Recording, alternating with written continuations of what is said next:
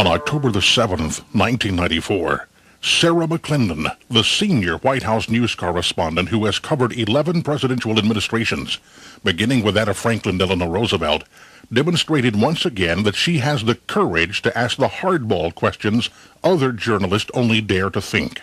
As she confronted William Jefferson Clinton about the Central Intelligence Agency's involvement in nefarious activities set at a remote airport in western Arkansas while Clinton was Arkansas's commander-in-chief, she finally cornered the man who was a co-conspirator in bypassing the Constitution of the United States of America.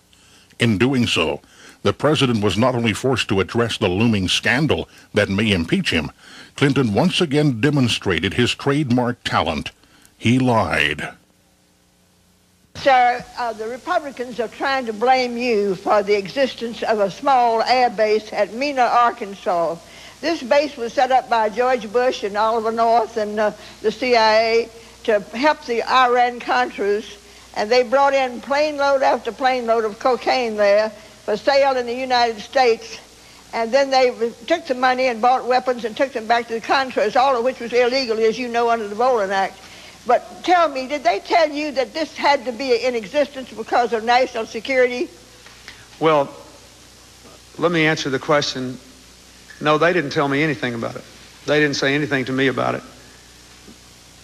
The airport in question and all the events in question were the subject of state and federal inquiries. It was primarily a matter for federal jurisdiction. The state really had next to nothing to do with it. The local prosecutor did conduct an investigation based on what was within the jurisdiction of state law. The rest of it was under jurisdiction of the United States attorneys who were appointed successively by previous administrations. We had nothing, zero, to do with it, and everybody who's ever looked into it knows that. Polk County Prosecutor Charles Blake, the man who initially attempted to investigate the Mena, Arkansas criminal activities, would surely take exception to Mr. Clinton's assertion that, quote, the local prosecutor did conduct an investigation based on what was within the jurisdiction of the state law, end quote. In fact, it was Blake who went directly to then-Governor Clinton to seek funding for his investigation, seeing as how rural Polk County lacked the financial resources to deal with the CIA. When it became apparent that nothing was going to be done on the federal level, that's when I began more actively pursuing it. Prosecutor Black, a Clinton supporter, met with the governor and handed him a letter requesting money for a state grand jury on Mena. His response to me was that he would get a man, something to the effect that he would get a man on it and would get word back to me. And I never heard back. Years later, Clinton said he offered $25,000 to Prosecutor Black's boss to fund a grand jury. But Charles Black and his boss claim they never heard about any offer of money from Governor Clinton. I believe Bill Clinton's an honest, respectable man, and I have to believe that he did that. But the fact is, I never got that word myself. Blake wasn't the only man affected by uncooperative superiors who for some strange reason seemed willing to turn a blind eye to blatant disregard for America's laws. William Duncan, a senior IRS Criminal Intelligence Division investigator, was running headlong into invisible walls that were protecting what appeared to be an open wound in the Department of Justice. How far will the United States government go to protect an operation? Will they kill a case? I think history has shown that that can happen. Did it happen? In my opinion, yes. Duncan, through the Arkansas Attorney General's office, desperately sought funding to continue his investigation into the dark corners of the CIA's activities in Arkansas. But just as Prosecutor Blake had earlier experienced, Bill Clinton wouldn't help. The purse strings funding justice were drawn tight. So Clinton's response to Sarah McClendon about, quote, the state really had next to nothing to do with it, end quote, was another lie. The state, under Clinton's control, helped seal the fate of the Mena scandal by not funding a proper investigation. Even more shocking, when law enforcement failed to shield the citizens of Arkansas from the federal government's reckless disregard for the sovereignty of the state and its laws, a citizens group known as the Arkansas Committee gathered thousands of signatures and went directly to Clinton, demanding he lead the investigation. The results of the civilian effort? Continued lies, deceit, and cover-up. What forces could be responsible for compromising the entire system of justice? Bill Clinton certainly knows. He was the governor of Arkansas who allowed the subversion of his state government by the shadowy forces radiating from the Reagan-Bush White House when ex-CIA Director William Casey began using the CIA to illegally conduct secret foreign policy. This serious breach of America's constitutional authority was labeled by the media as Iran-Contra. This documentary will rewrite this dark period in American history and leave you with a gnawing question. Who or what is running this country? Gun running. Mysterious CIA flights. Contra military training. Guerrilla pilot training. Clandestine airdrops. Tons of illegal drugs. Millions of dollars in dirty money. Covert activity in some third world banana republic, right? Wrong. Arkansas, America's own banana republic. The cost of living an exciting life is high. You can't sit in Baton Rouge and go to work from 9 to 5 on Monday through Friday and go to the LSU football games on Saturday night and church on Sunday morning and have an exciting life. That may be exciting to 99% of the population, but to me it's not. And the exciting thing in life to me is to get into a life-threatening situation. Now that's excitement.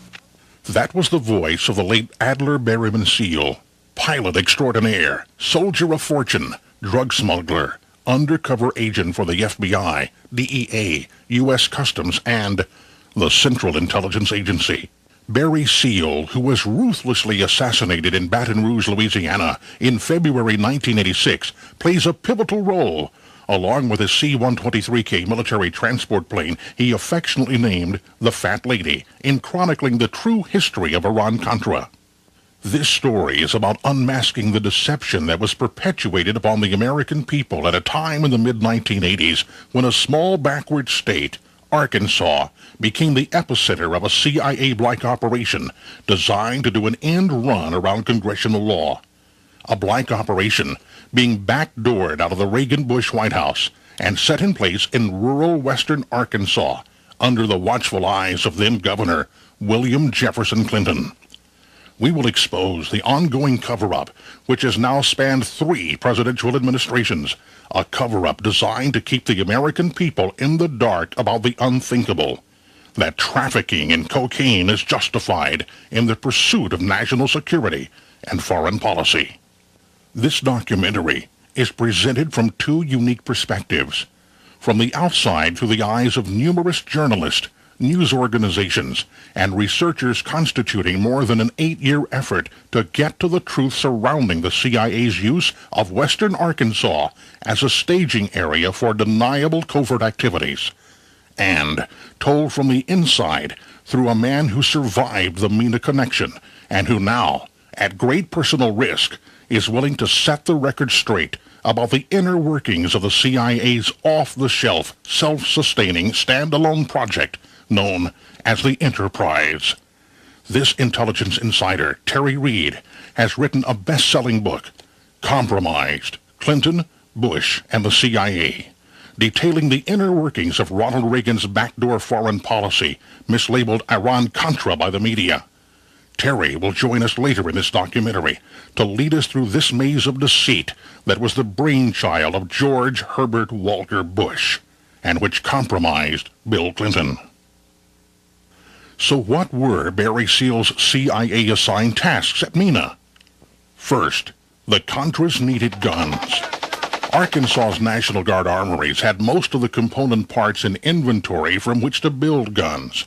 All that was lacking was to enlist the manufacturing services of a small clandestine group of trusted Arkansas manufacturing companies, and the recipe would be complete. They would build the critical gun parts that, by law, produce a paper trail from the manufacturer to the end user. Only in this case, per CIA instructions, there would be no serial number stamped into the parts, and no documentation created to leave an embarrassing trail. Untraceable weapons would seemingly appear from nowhere, and Barry Seal would then fly the munitions to staging areas in Central America with the help of his CIA-provided C-123 cargo plane, the Fat Lady, which had a gross weight capability of 60,000 pounds.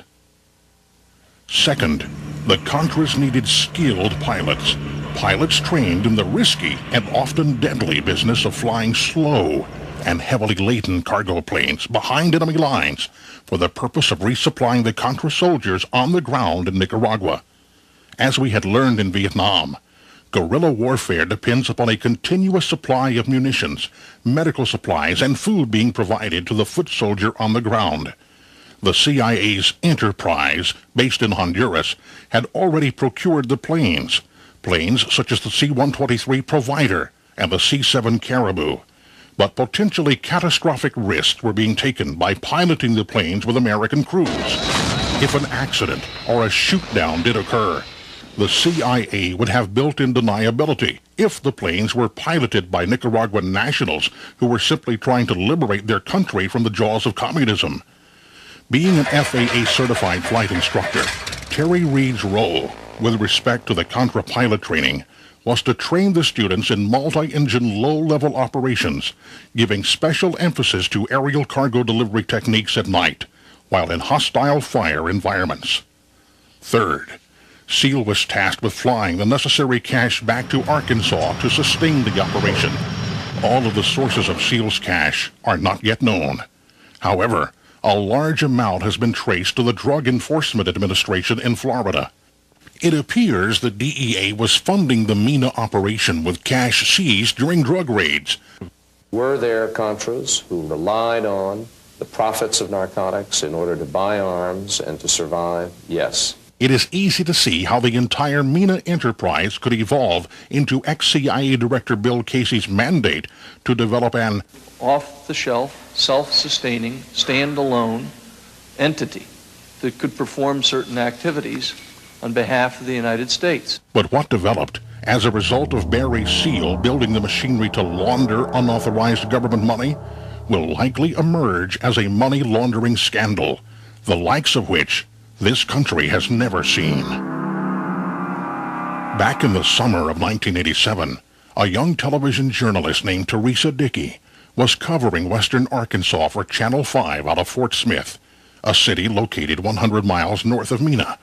Well, Miss Dickey had discovered something very strange indeed was or had been going on in and around the Mena airport. Years earlier, the townspeople of Mena had welcomed with open arms and much fanfare the arrival of huge military C-130 aircraft. This was perceived as a boom for the rural Mena economy. Little did the townspeople realize the Central Intelligence Agency had just selected Mena as the staging area for an unauthorized clandestine operation. Initially, Dickey thought that perhaps she was witnessing the results of then-Governor Bill Clinton's aggressive industry recruitment program, a recruitment program designed to drag Arkansas beyond its hillbilly, corncob pipe, and moonshine image by luring out-of-state businesses into Arkansas through promises of state-backed low-interest loans, nearly free land and buildings, coupled with huge tax incentives. Jobs for Arkansans was the young governor's pledge, and Dickey, at first, thought maybe Clinton's plan was working. Bill Clinton's industry recruitment plan had worked all right. Its purpose was to attract industry. But what it had attracted and recruited was the CIA, and along with it, covert operations which had been banned by the United States Congress. But what was peculiar about the Mena airport was the level of sophistication found in all sorts of aircraft maintenance operations situated alongside Mena's single north-south runway. Not to mention that remote Mena was the home of only 5,000 people. High-tech aircraft overhaul facilities located deep in a densely wooded region of the Ouachita mountain range. Businesses drawing from a labor pool not normally associated with skilled technicians. Well, All of this made Dickey suspicious. So what had Dickey found in that isolated little burg known as Mena, Arkansas? A town with no four-lane highway access. A town where everyone either knew each other or was related.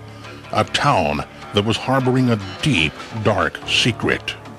The aftermath of a large-scale CIA-like operation that was soon to have a very bright light shone upon it. What had triggered Dickey's suspicion was the extensive security barring access to the airport, as well as the presence of a sea of very large airplanes. Airplanes bearing new paint jobs, foreign registrations, and markings from cities situated long distances from tiny Mena. This prompted her to interview a series of individuals who owned or operated aircraft modification and overhaul facilities at the Mena airport. Dickey focused immediately on why the need for such elaborate security, which included the use of employee ID badges. George Reeb, the owner of a shop that had retrofitted CIA aircraft, responded as follows. Well, you have to tighten up security whenever you're around aircraft because of the safety factor. And I think it's a good idea because, you know, since we're growing so fast, a lot of times you're not familiar with all your employees. And to have badges, you can distinguish who's an employee and who's an employee for another company on the field versus just someone coming in to look around. And you can't quite have that. When asked why he had relocated to Mena from Maryland, Reeb responded, Well, I worked for Fokker Aircraft at the time and was handling used aircraft. And one of the customers told me about Mena, Arkansas, to have aircraft refurbished, and I'd never heard of Mena, Arkansas before. Dickey inquired about Mena's customer base, and Reeb provided. Had an airplane last week, leave for Australia. 2 weeks prior to that to Australia. We have 2 more coming that are going to Australia. We send aircraft to Europe, all over the world. Reeb's response about refurbishing aircraft from as far away as Australia should have alerted Dickey that something was amiss. The operating cost to fly a large airplane from Australia to Mena would far exceed any savings realized by having work performed in rural Arkansas. Dickey was then able to penetrate the security of Rich Mountain Aviation, the CIA's primary facility at Mena, the very one that had been used by Barry Seal's organization. Dickey was able to film both Fred Hampton Jr. and Joseph Neville Evans, Seal's trusted mechanics, both of whom were assets of the CIA and DEA. Dickey then interviewed Fred Hampton, and again, the discussion centered on the need for elaborate security. The security fence, well, that was something we put up probably about 2 or 3 weeks ago. We put it up in anticipation of our first inspection by the military. Being that these are their aircraft, and they are used as part of this missile defense system in the Marshall Islands. This was obviously a cover story. Dickey would later discover that office employees of Rich Mountain had been asked to believe concocted cover stories as well. This went as far as one secretary being told that one of Barry Seal's planes had been modified to haul porpoises. Dickey's suspicions solidified into reality a few months later. Through the Iran-Contra hearings in Washington, a connection had been made between the Contras and the Mena operation. This prompted Dickey to dig back into the history of the government's clandestine involvement with Rich Mountain Aviation, a company that was surfacing as one that had performed strange modifications to CIA aircraft. A central figure was also emerging, a man named Adler Berryman Seal. This is Barry Seal, a highly publicized drug smuggler originally operating out of Baton Rouge, Louisiana. Since 1978, he carried out one of the largest drug smuggling operations between the United States and Central America.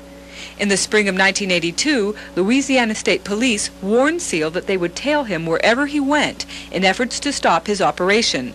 It's believed that Seal decided to move his operation out of that state after the warning. It was here, at Rich Mountain Aviation, that authorities believed Barry Seal moved his operation. Terry Capehart owned a business at the Mena Airport, and he remembers when he first met Barry Seal in 1981. Of course, I didn't know who Barry Seals was, never heard of the man. And Freddie introduced me to him.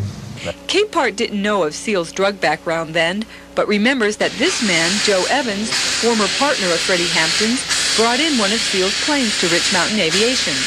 Evans declined to comment for TV5 News, saying it's his policy to, quote, keep quiet, unquote. Capehart said he began to see more and more of Barry Seal, especially after the spring of 1982.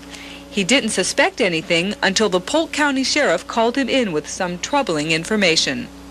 I came in possession of some information that indicated some aircraft being serviced and stored on the airport here was being used in an illegal international operation. Capehart then began noticing some alterations to Barry Seal's aircraft that he says are common to drug smugglers. That I seen myself, Freddie and Dwayne Hill, which was an employee of Rich Mountain Aviation, changed the end number on one of the airplanes so that they were both identical. And then that aircraft made a flight. If they got caught or somebody was on them or turned the end number in, they can just take the tape, yank it off the airplane's set, say, in Florida, Louisiana, wherever. DEA or an agency comes up and asks about it, they'll say, hey, this is not the end number. That airplane's sitting in Mena, Arkansas, inside the hangar. A former employee of Rich Mountain Aviation also saw unusual modifications and was given far-fetched reasons for them. What Joe had told me that it was going to be used to transport porpoises on. And the other guy just kind of looked at Joe and said, that's a good one. Well, former Sheriff Hadaway says he had plenty of evidence to prove a conspiracy, but in 1984, Seal became an informant for the Federal Drug Enforcement Agency. It was then that the sheriff was told to halt his investigation into Seal and Rich Mountain Aviation. 2 years later, Seal was murdered by Colombian hitmen for his role as an informant. The grand jury is expected to look into the activities of Barry Seal at Mena Airport prior to 1984. Local investigators believe they have a strong case, but have wondered why it's taken so long to come to court. Tomorrow night will show how the covert smuggling of arms to Contra rebels in Nicaragua may have slowed down one aspect of drug investigations by local authorities. As Dickey just noted, her investigation was now turning up evidence that Mena had been a staging area for arms shipments to Central America. Isn't it interesting that a freshman journalist like Dickey was already making the Mena connection? As the Iran-Contra hearing in Washington raged on, the teams of seasoned federal investigators should have been following Dickey because she had also made the Fat Lady connection as well. To smuggle arms to Nicaragua from the Mena airport required not only a skilled pilot like Barry Seal, but also a large military transport plane. Dickey had learned that Barry Seal's CIA-provided C-123K military cargo plane had been based at Rich Mountain Aviation, and this caused her to file Part 2 of a series. This man, the late Barry Seal, was a known drug smuggler whom authorities believed moved his drug smuggling base of operation from Baton Rouge, Louisiana to Mena, Arkansas in 1982. In 1984, he parked this plane at Rich Mountain Aviation at Mena's airport. I know that one time Mr. Seals was working in it and he had some ropes around it, and we were instructed not to go near the plane while Mr. Seals was in there working. Was informed that this aircraft had been used to smuggle some cocaine into the United States. Then, subsequent to that, some information that it may have been used to in an operation that was used to embarrass the Nicaraguan government. With this information, the former sheriff sought a court order to confiscate the plane in June of 1984.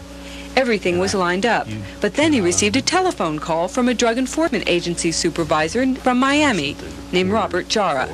He finally disclosed to me and asked me not to confiscate the airplane, told me that if I did, that I would just be ordered to give it back to him, that in fact the DEA did have a large financial interest in the aircraft. At this point, Hadaway's investigation into Barry Seal's drug smuggling activities at Rich Mountain Aviation came to a screeching halt. 6 months later, Seal's plane left Mina. The next time the sheriff heard about it, it had crashed in Nicaragua during a gun-running mission to the Contra rebels. Hadaway's run-in with the DEA would have gone unnoticed, except for an April 1987 broadcast on CBS's West 57th Street called The CIA Connection, Drugs for Guns. Do you really believe the government decided to get into the drug business in order to pay for the Contras? The American government. As incredulous as it may sound, I believe that not only decided to get into it, I think orchestrated the whole thing. I need more on that. Bring it up a bit. Good. There you go. These two Fort Smith men saw the story and were discussing it in a local bar. An assistant U.S. attorney overheard their conversation and told him his office was working on a case just like that. He mentioned that their office had a case and that in the process of that they had contacted some people in Florida for some assistance, and that another agency in Florida had contacted their office and told them to drop the case and get off of it. It bothers me to think that a competent attorney's office could be restrained from doing its job. That's what bothers me. These men also say the attorney said the case in question involved Barry Seal activities in the Mena area. The Congressional Subcommittee on Crime has now begun its own investigation into the Mena connection. Tomorrow night, we'll show you how a probe into a money laundering scheme in Mena seems to have gone nowhere. Drugs, guns, money laundering, cover-up. The CIA's Mena connection appeared to be reaching critical mass. A federal grand jury was preparing to expose the whole seedy affair. Dickey was following a trail she probably thought would lead to a Pulitzer Prize in investigative journalism. Here she was in rural western Arkansas, covering a federal grand jury proceeding that was destined to prove that the CIA had not only violated congressional law by shipping arms to the Contras, but had also allowed their Black Operations aircraft to transport cocaine into the United States. The issue of a drug smuggling conspiracy revolves around this convicted drug smuggler, the late Barry Seal. Former SEAL pilots spoke at a grand jury this week about whether their former boss had moved his operation from Baton Rouge, Louisiana, to Rich Mountain Aviation in Mena, Arkansas. One pilot who testified told TV5 News Rich Mountain Aviation was simply used by Barry Seal, and Seal didn't involve the company in his drug smuggling activities. But a couple years ago, other witnesses testified at a grand jury about another possible aspect of this conspiracy, money laundering. And nothing happened. Catherine Gann used to work as a secretary for Freddie Hampton of Rich Mountain Aviation. She says she handled lots of cash for her boss, but sometimes in an extraordinary manner. I was told to deposit the large amounts of cash in amounts of less than $10,000. Even if we had $15,000 or $20,000, I would go to two separate banks and deposit less than $10,000 at one bank and less than $10,000 at another. What she's talking about is money laundering, or structuring deposits to avoid filling out one of these Internal Revenue Service forms called a currency transaction report. I asked Fred Hampton why he wanted me to deposit it this way, and he said, IRS won't get this. We won't have to pay taxes on it. Union Bank of Mena is one of the banks that Kathy Gann was told to deposit large amounts of cash. One Union Bank employee told TV5 News that on one occasion, a former bank official divided the cash for Rich Mountain Aviation and personally went to different tellers and had each of them deposit $10,000 into the Rich Mountain Aviation account. Catherine Gann gave testimony to an IRS agent about the illegal practice, but found that when she appeared before a grand jury, it asked no questions about the money laundering. When I left there, I was wondering, as I walked down the hall, I wondered, well, why did they bring me up here? In the meantime, the fact that she gave testimony has caused her to live in fear. I kept waiting and waiting to hear from somebody, and I was scared all this time. I didn't know what was going to happen to me. I knew that that his truck had been outside my house. I was scared for my girls. People close to this issue wonder why such a cut-and-dried case failed to produce indictments. The former Polk County Sheriff has lost faith in the process of justice.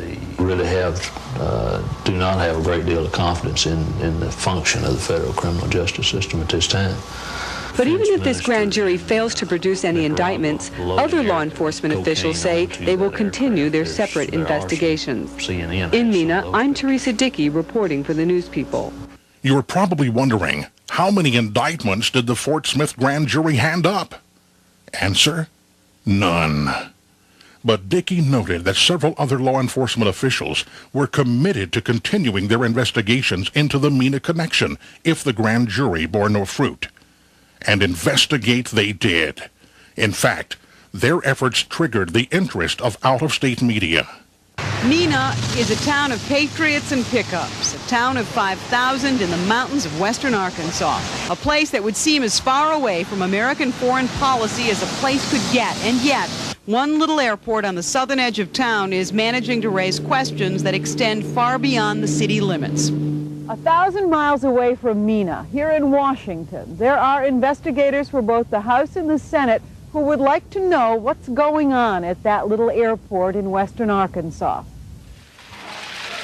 As Oliver North's public battle over government secrets and the illegal supply of weapons to the Nicaraguan Contras is waged in Washington, congressional investigators in recent months have tried to learn if Mena, Arkansas was an illegal staging area for shipping guns to the U.S.-backed Contra rebels. This is a strange story. The facts already known are bizarre enough. What Unit 5 has been able to learn makes this story stranger still. It all begins in 1982, when this man, Adler Berryman Seal, showed up in Mena, Arkansas. My top load paid me $1.5 million for a single trip. Barry Seal was a drug smuggler, an extraordinary multi-million-dollar-a-year drug smuggler, who with the help of several associates kept and serviced his drug planes in a hangar at the Mena airport. Those planes, according to investigators, were illegally modified with extra fuel tanks and instruments in order to fly long-distance drug missions to Central and South America.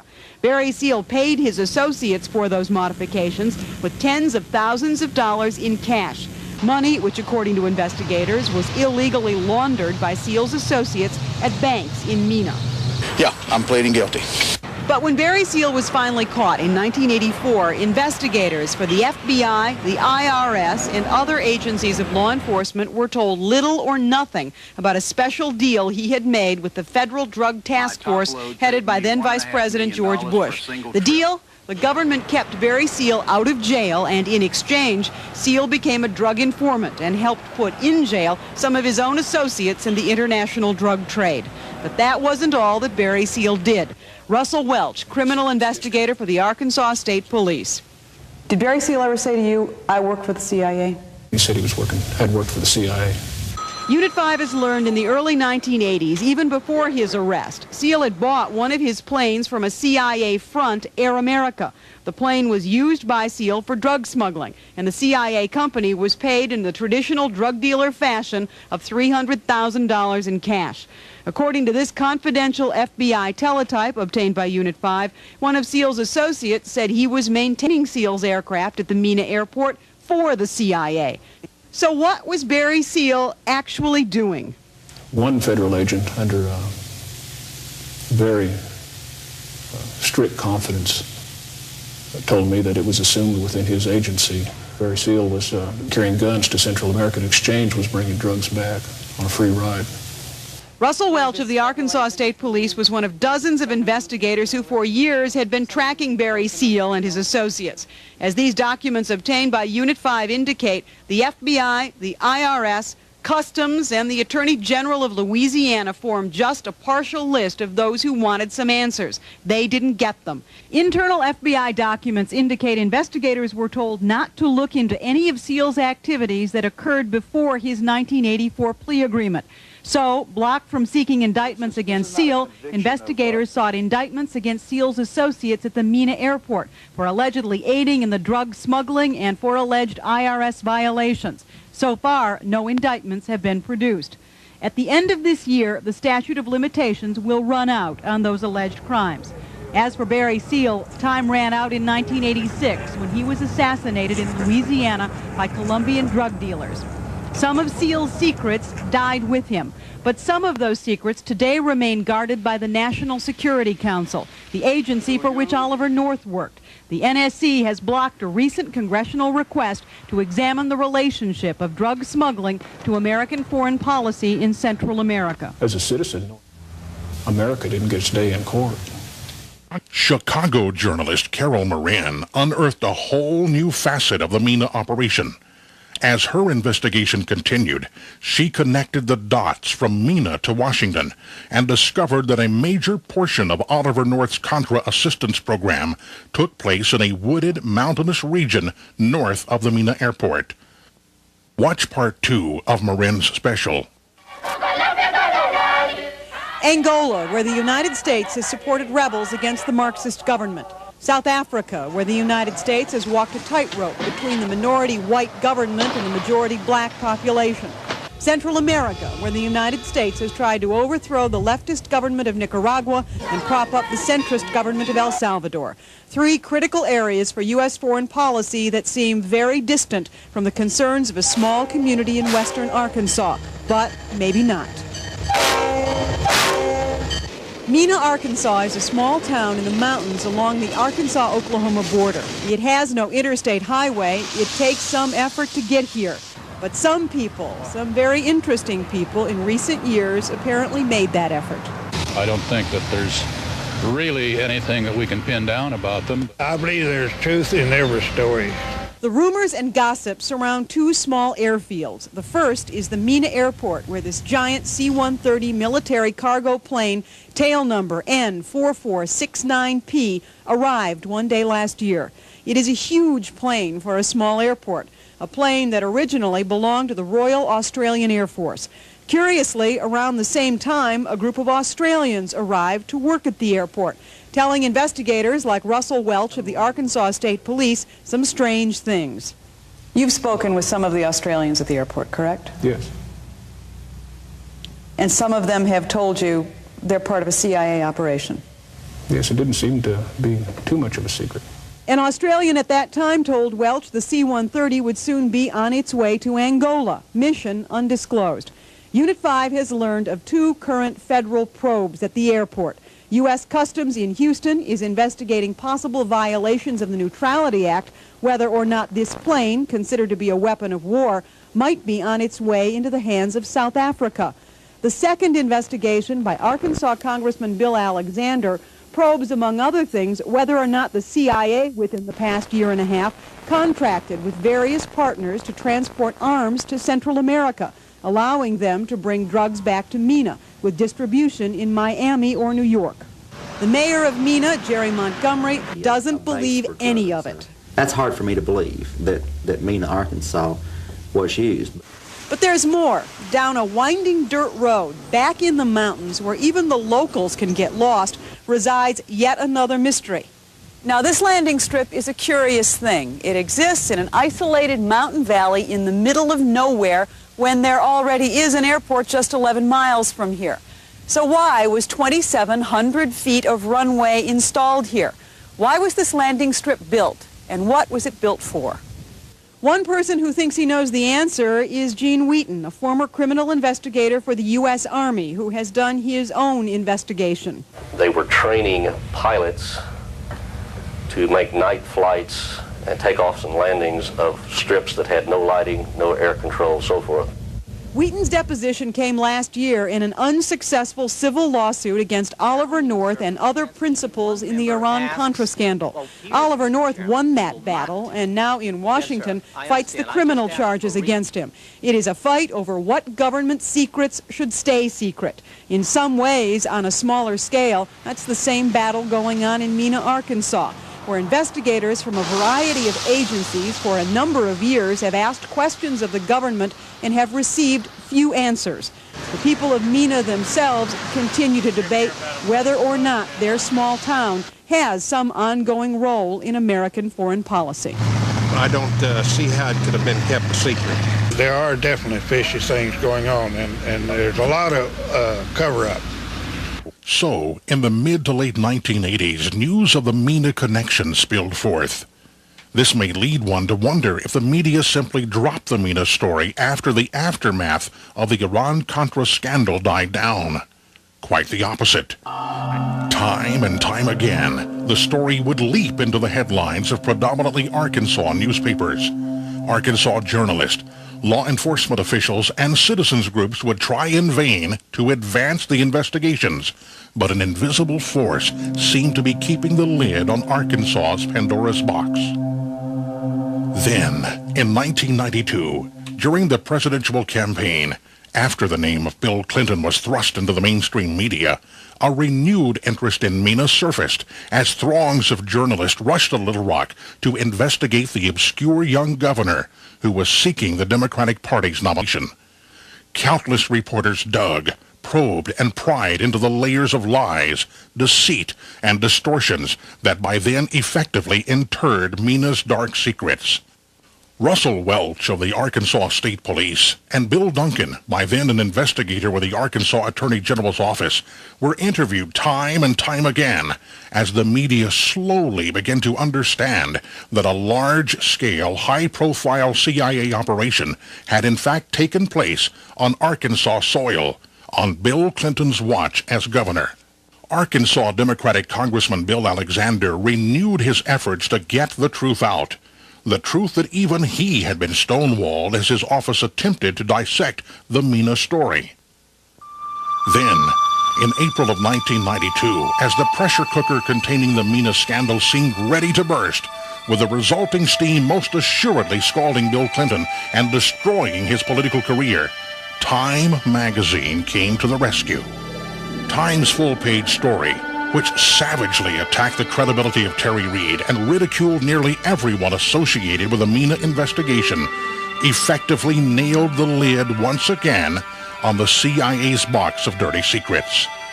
What the Time article failed to tell the reader, however, was Time's investigative journalist Richard Behar, who wrote the story Anatomy of a Smear, was actually in Arkansas helping to undermine the investigative efforts of other credible journalists. Behar had discovered that the news magazine The Nation was actually corroborating portions of Terry Reid's story concerning weapons parts manufacturing. Through a libel suit in federal court launched by Terry Reid against Time magazine, the following tape-recorded conversation was obtained. In it, Behar is conversing with Bill Clinton's friend Webster Hubbell, who was then working with Hillary Clinton at the Rose Law Firm in Little Rock. In the tape, Behar is alerting Hubbell of an active media investigation into Hubbell's father-in-law's manufacturing company, POM, in Russellville, Arkansas. Behar is warning Hubbell that his brother-in-law, Skeeter Ward, is divulging classified information to the magazine The Nation. Remember, according to CIA insider Terry Reid, it was POM, on the surface a manufacturer of parking meters, who was building weapons parts for the CIA through an agreement with Ivers Johnson Firearms, a CIA proprietary company situated in Jacksonville, Arkansas. Well, listen, can I make a recommendation to you off the record? Sure. And this is, I don't particularly want these guys to know that I'm on this story. But it seems to me they're acting a little irresponsibly. The Nation newspaper? Apparently, I heard through the grapevine they had an interview with Skeeter. And you shouldn't be talking to them. And supposedly, Skeeter told them that you guys have done exit cones on nuclear weapons. POM. He wouldn't have said that. He knows better. Well, that's just the thing. Yeah. I don't know why it would come back to me through different channels that it's nuclear weapons. Yeah. Unless the story's taking a life of its own. Yeah. What you may want to do is give a ring to the Nation. Yeah. And speak to whoever's doing the story and clear it up before they put it in their damn newspaper. Yeah. Yeah. But you didn't hear it from me. I appreciate it. I really do. So why did Time magazine use its vast resources to protect Bill Clinton? Maybe the fact that Bill Clinton's friend and former Oxford roommate, Strobe Talbot, who was then Times editor-at-large, played a role. Did Mr. Talbot receive a reward for short-circuiting the investigation? The perception is certainly there. Mr. Talbot joined the Clinton administration in 1993 and is now the number 2 man in the Department of State. Is it possible that an organization that's perceived as credible as Time magazine is in effect under the control of the CIA? A CIA investigator supplying sworn testimony for the Reed versus Time libel suit after being asked to evaluate Time's article on Mena said in an affidavit he believed the article was an obvious disinformation tool.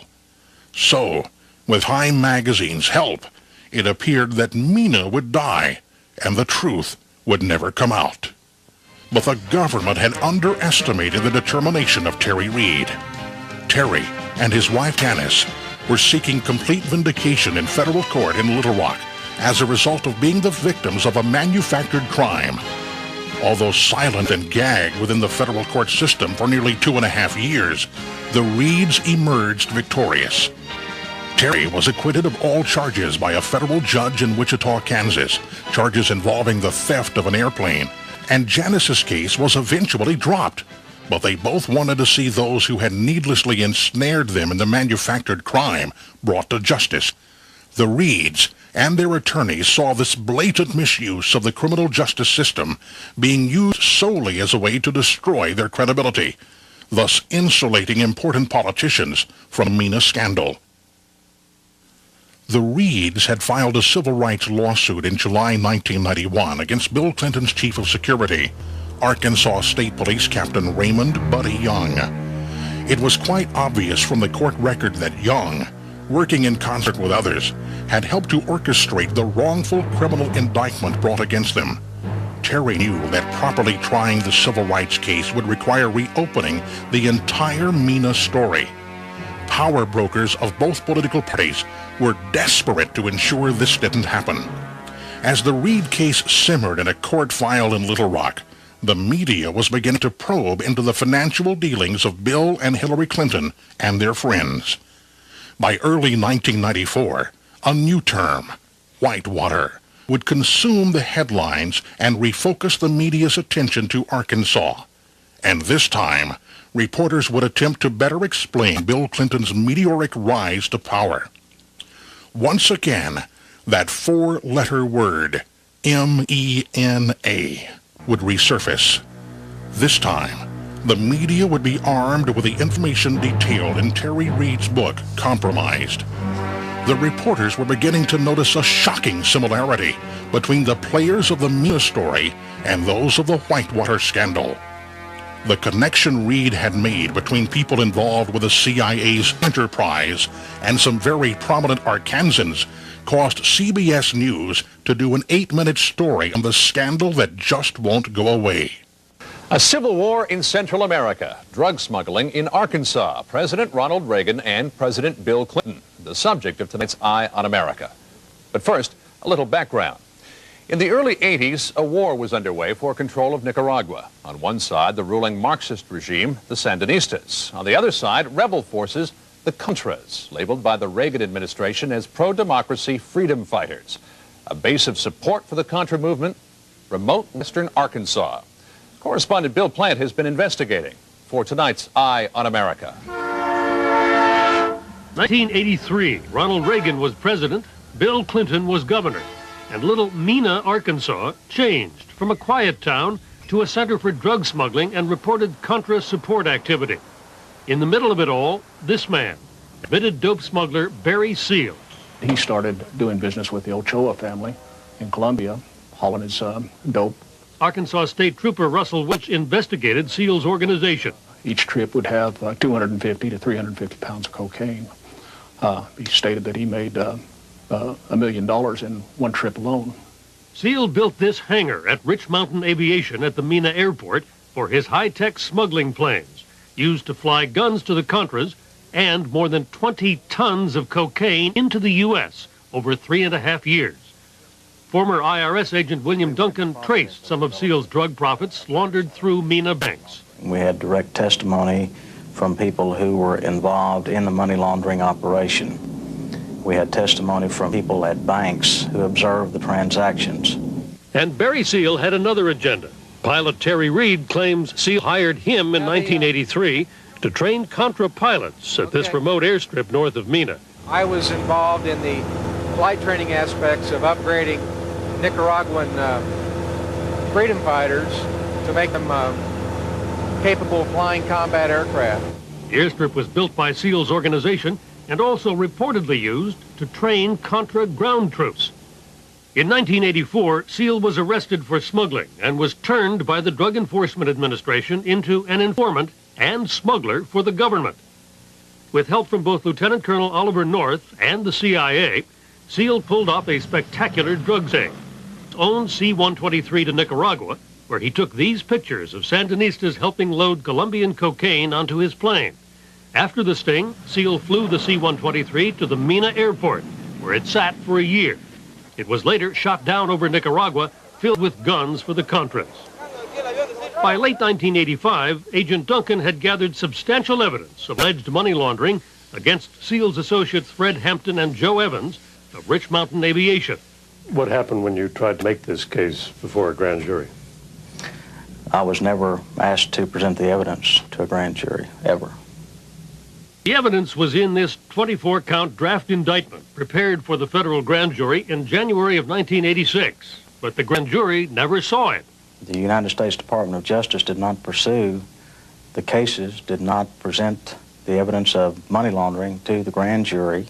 Former U.S. Attorney Mike Fitzhugh, who handled the MENA cases, says that was because Agent Duncan asked for a delay. I consented to his request that the matter not be presented at the grand jury session meeting in January of '86. Agent Duncan says he made no such request. That is absolutely false. An FBI internal memo from early February 1986, obtained by CBS News, says Fitzhugh was withholding presentation of the indictment, but there is no mention of a request from IRS agent Duncan for a delay. I would have been the last person in the world to have tried to delay evidence going to the grand jury. We asked Attorney Fitzhugh if he was told to delay the indictment by the Reagan Justice Department. There was not any type of pressure or influence put on me or anyone in my office that I'm aware of. For 2 more years, Trooper Welch watched as Fitzhugh's federal grand jury failed to return indictments in the MENA cases. It was a slow realization over a period of time that no, this isn't like any other case. It's not going anywhere. We are wasting our time. By 1988, Trooper Welch and Agent Duncan had given up on the Reagan Justice Department, but not on their investigation. They had hopes that the state of Arkansas could impanel a grand jury to hear evidence of money laundering, drug smuggling, and conspiracy. They went directly to then-Governor Bill Clinton. That part of the story in a moment. Back now with more of our Eye on America investigation of drugs, guns, and money laundering in Arkansas in the 1980s. By 1988, law enforcement officials investigating the case had given up on the federal government, pinning their hopes for prosecution on the state judicial system. Correspondent Bill Plant picks up the story from there. By 1988, almost everyone in Arkansas had heard about MENA. It was here, at Rich Mountain Aviation, that authorities believed Barry Seal moved his operation. There were news reports about smuggling and Contra support activity around the MENA airport. Congress had begun an inquiry, and the media covered it all. At the Polk County Courthouse in MENA, Trooper Welch and Agent Duncan turned to County Prosecutor Charles Black for help. When it became apparent that nothing was going to be done on the federal level, that's when I began more actively pursuing it. Prosecutor Black, a Clinton supporter, met with the governor and handed him a letter requesting money for a state grand jury on MENA. His response to me was that he would get a man, something to the effect that he would get a man on it and would get word back to me. And I never heard that. Years later, Clinton said he offered $25,000 to Prosecutor Black's boss to fund a grand jury. But Charles Black and his boss claim they never heard about any offer of money from Governor Clinton. I believe Bill Clinton's an honest, respectable man, and I have to believe that he did that. But the fact is, I never got that word myself. But the MENA issue would not die. I don't think that the story of Iran-Contra has yet been fully told. In 1988, Arkansas Congressman Bill Alexander asked the General Accounting Office to investigate connections between the MENA airport, Lieutenant Colonel Oliver North's Contra operations, and Panamanian dictator Manuel Noriega. Alexander says the National Security Council, in this letter, refused to cooperate, challenging GAO's authority and effectively killing the investigation. Then MENA became an issue in the 1990 Attorney General's race in Arkansas between Republican Asa Hutchinson and Democrat Winston Bryant. Sources tell CBS News that Governor Clinton's aide, Betsy Wright, asked Bryant to stay away from the MENA issue. Wright denies it. In 1991, Congressman Alexander got the Arkansas State Police a federal grant to reopen the MENA investigation. Sources tell CBS News that Governor Clinton's staff was involved in the discussions about what to do with that grant. The money went to State Police Chief Tommy Goodwin. That money was discussed around here for quite a while, and we finally said, we'll just turn it back. We don't have anything to spend it on. Well, what happened to the state case? Nothing happened to the state case. A grand jury was never called. It just died. I maintained a certain amount of faith that at some point the problem would be solved. That never occurred. Has not occurred. Has not occurred to this date. Barry Seal's organization helped the Contras, smuggled tons of cocaine, and laundered drug profits through Arkansas. Why did the Reagan Justice Department fail to prosecute? Did Bill Clinton, then the governor, fail to provide leadership and support for a successful state prosecution? The White House says he did all he could. But Agent Duncan, Trooper Welch, Prosecutor Black, and a lot of other people are still looking for answers. In Washington, this is Bill Plant for Eye on America.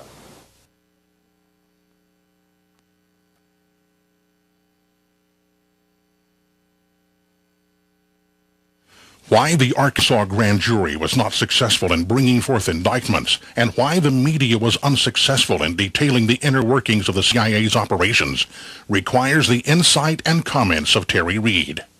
Now, come meet a spy, a man who lived this sordid story alongside Barry Seal, a man who has now severed his relationship with the intelligence community in order to expose this cover-up. Hello there, I'm Terry Reed. Let me tell you a little about myself. I'm a family man, businessman, and Vietnam veteran whose life got a little off course as the result of the so-called Iran-Contra affair. But just to set the record straight, I'm not a drug trafficker, and I've never knowingly associated with anyone who is. I was, however, recruited and freely enlisted in the so-called enterprise for the purpose of assisting the Contras. I did so purely for patriotic reasons, although others I worked with obviously had selfish agendas. Be that as it may, I have no regrets in helping to rid Nicaragua of the communist-backed Sandinista regime. I would do it all again. I'm participating in the production of this documentary to show you that the real Nicaraguan guerrilla support effort took place in Arkansas through a very sophisticated CIA network set in place by the Reagan White House and monitored by Bill Clinton's gubernatorial administration. I know this because I was part of that support effort. In fact, after viewing this documentary, I'm confident you will conclude that through the efforts of Ronald Reagan's Attorney General Edwin Meese, Phase 1 of the deceit began. Let me explain. By Meese divulging the unauthorized weapons shipments to our enemy Iran, and accusing a lowly Marine Lieutenant Colonel of seizing the reins of foreign policy. Well, that act in itself was a clever diversion. The media went for the bait and immediately labeled the entire fiasco the Iran-Contra affair. But instead of scurrying east out of Washington and focusing their investigative efforts on the Middle East, the hostage crisis, and the diversion of weapons sales profits to the Contras, reporters should have gone west to Arkansas. But why should you believe me? Let me tell you a little about my life within the intelligence community and how a starry-eyed and patriotic young man from Missouri got swept into a world of espionage, secret foreign policy, deniable operations, and deceit.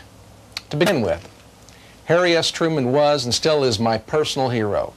I had the very good fortune of meeting Mr. Truman when I was 17 years old, and that occasion left a lasting imprint in my mind. You know, Missouri politics, religion, duty, honor, and commitment to family and community greatly influenced my upbringing. As the eldest of 6 children, I can most assuredly say that my father, himself a veteran of World War II, raised me and my 3 brothers with a clear understanding that we owed a debt to our country, that we had to repay our nation for the privilege of living in freedom.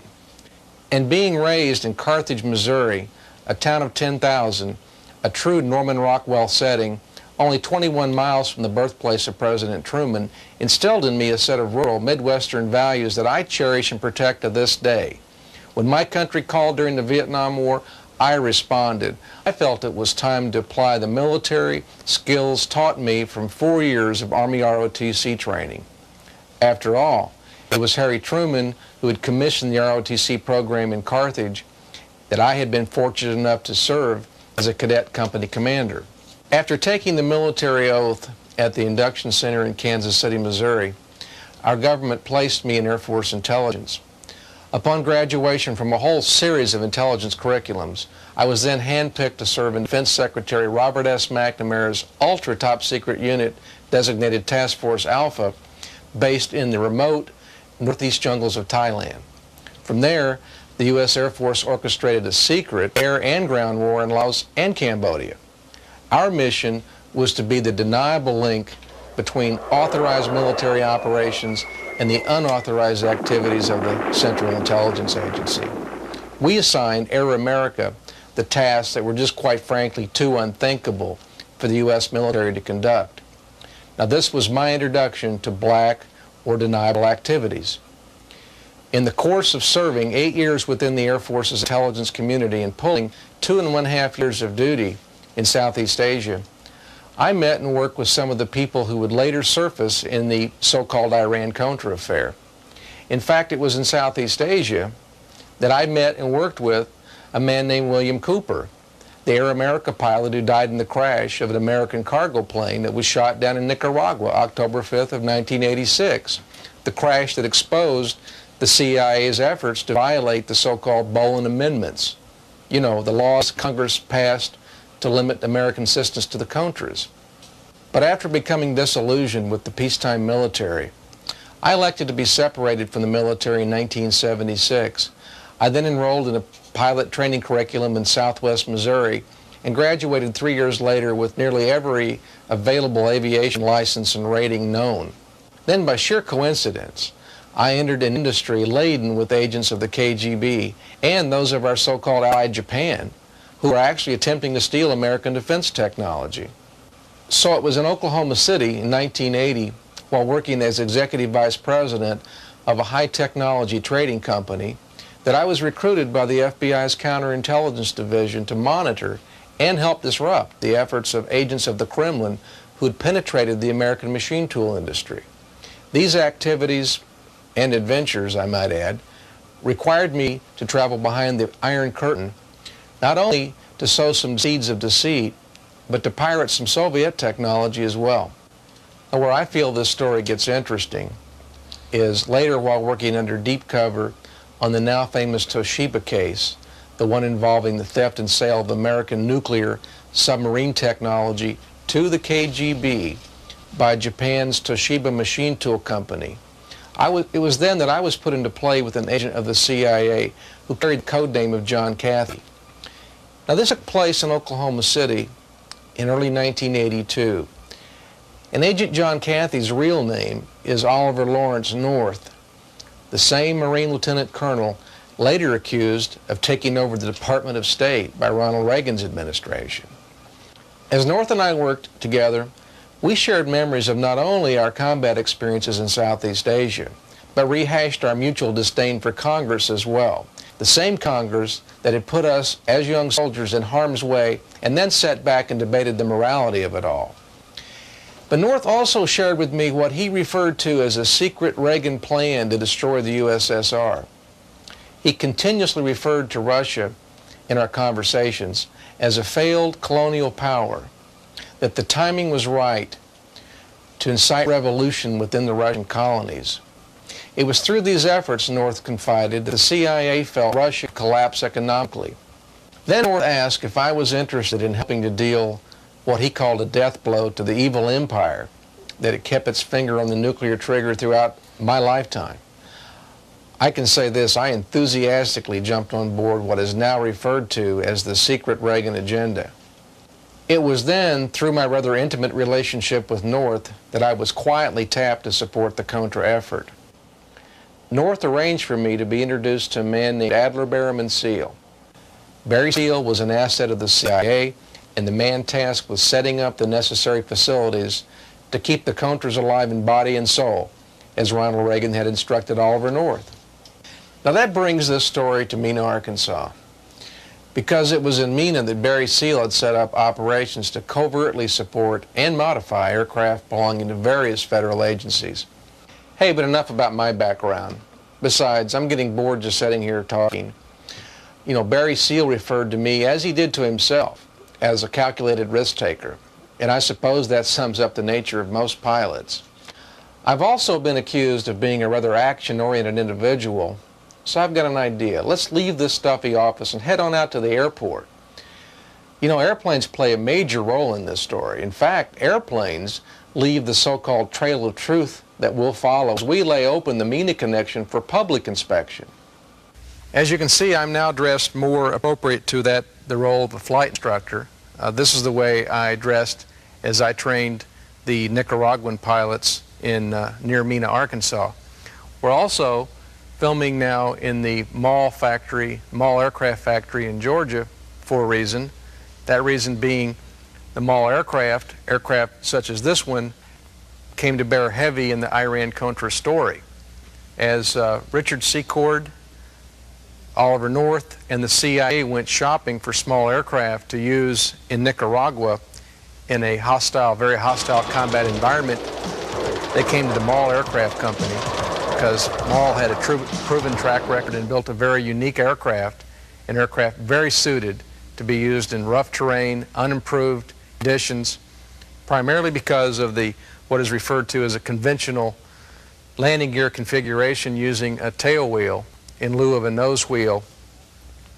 The Maule aircraft, in addition to being a high-performance STOL, or short takeoff and landing airplane, afforded the capability of delivering the necessary supplies and munitions to the guerrilla war action in Nicaragua as the Contras fought the Sandinista soldiers. My role in all of this, of course, was to use my flight instructor credentials and expertise, pass along my aviation skills to approximately 24 Nicaraguan nationals so that they could, in fact, liberate their own country, so that they could go back and replace the CIA's efforts to keep the Contras alive, body and soul, as Ronald Reagan said, to keep the Contras in the field, supplied with munitions, regardless of what Congress, the American Congress, said. I'm not here to debate the rightness or wrongness of our efforts. In this documentary, I simply want to convince you, the viewer, that this went on and that this aircraft had a very instrumental role in all of that. In my book, Compromised, Clinton, Bush, and the CIA, I refer to a time in 1984 in which a friend of mine, William Cooper, a pilot that I'd known from Thailand, an Air America pilot, flew an aircraft very similar to this aircraft into the North Little Rock Airport. He was flying that day with another Arkansan pilot, a man named Buzz Sawyer. Buzz Sawyer was from Magnolia, Arkansas, and Buzz had a distinguished career in aviation. His roots also went back to that of Air America, Thailand, the CIA, the place where a lot of us young, patriotic people from the Midwest cut our teeth in these deep, dark secrets that are still secrets for the most part of what actually went on in Southeast Asia. Little did I know that was the last time I would see Buzz Sawyer. In fact, it was Bill Cooper at the controls of the C-123K, the Fat Lady, that was shot down in Nicaragua October 5th, 1986, thus exposing the whole Iran-Contra affair. In the right seat in that C-123K, the fat lady, was Mr. Sawyer as well. I lost 2 friends that day. I tell you this story now because I think it's important for the American people to understand what we did in and around Mena, Arkansas, and why I chose to cross that line and get involved in a very deep black operation in and around Mena, an operation that neither the Democratic Party nor the Republicans want to accept ever happened. So the Democrats and Republicans don't want to accept the Mena operation ever happened, huh? That's the problem. A lot of important people who have a lot to lose would like to convince you that Mena never happened. But it did happen. And one very large, undeniable piece of evidence Mena was CIA-backed is the airplane the government provided Barry Seal so he could fly tons of munitions from Arkansas to Central America.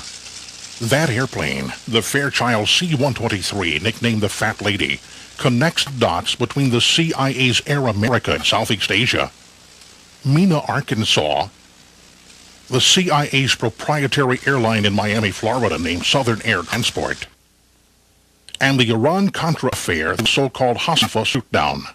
That was the day Barry Seal's Fat Lady crashed in Nicaragua, and the Reagan-Bush administration could no longer deny they were bypassing the law of Congress and the will of the American people. Let's go back to the airport. Terry would like to show you an airplane similar to an old friend of his.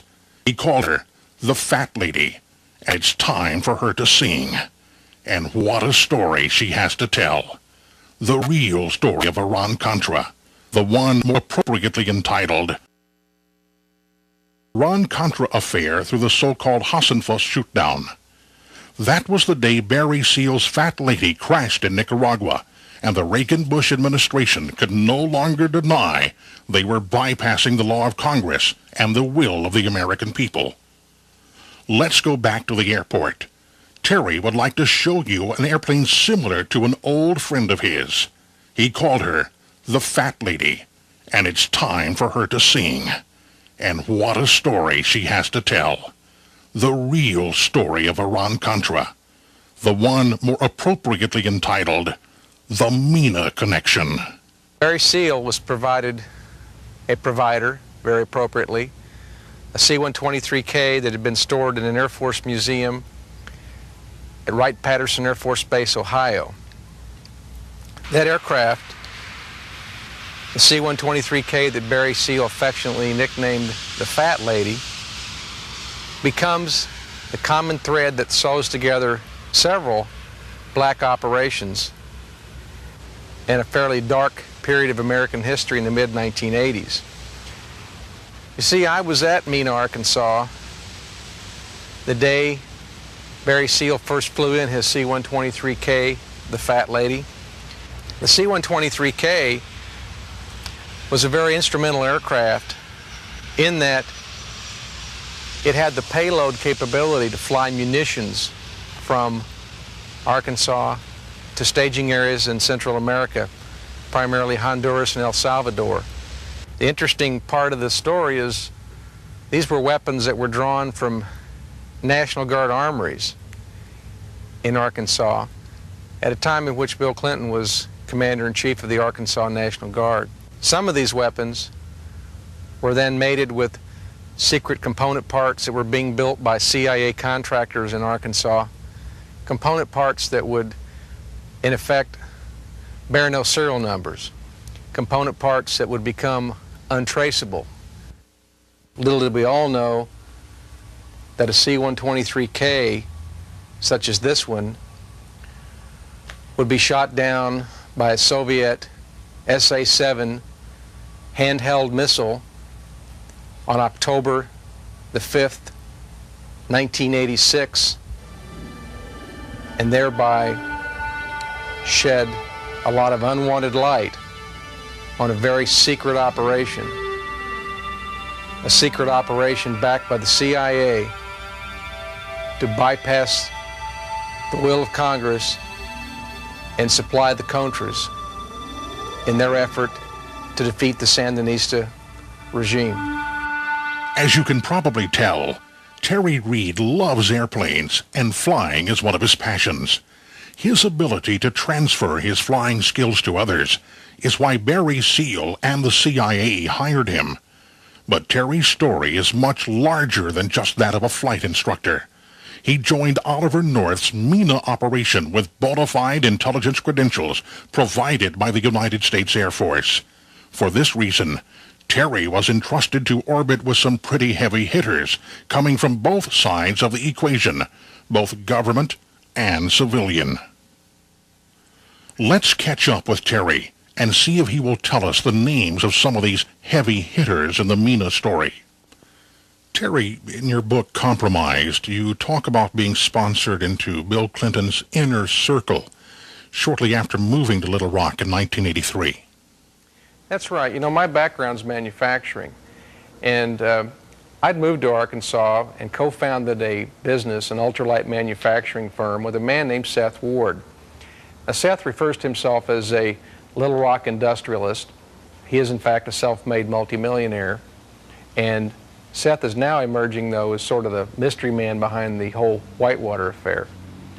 Seth has a son-in-law named Webb Hubbell. Webb Hubbell, of course, worked at the Rose Law Firm and, in fact, right adjacent to Hillary Clinton's office. So, in fact, it was through Seth Ward and Webb Hubbell that my wife Janice and I were introduced into the social circles of Little Rock, Arkansas. Now, is that the same Seth Ward whose name has been associated with Madison Guaranty, the Little Rock savings and loan controlled at one time by James McDougal, the so-called friend of Bill and Hillary Clinton who brought them into the Whitewater Land Development Project? Yeah, that is the same Seth Ward, all right.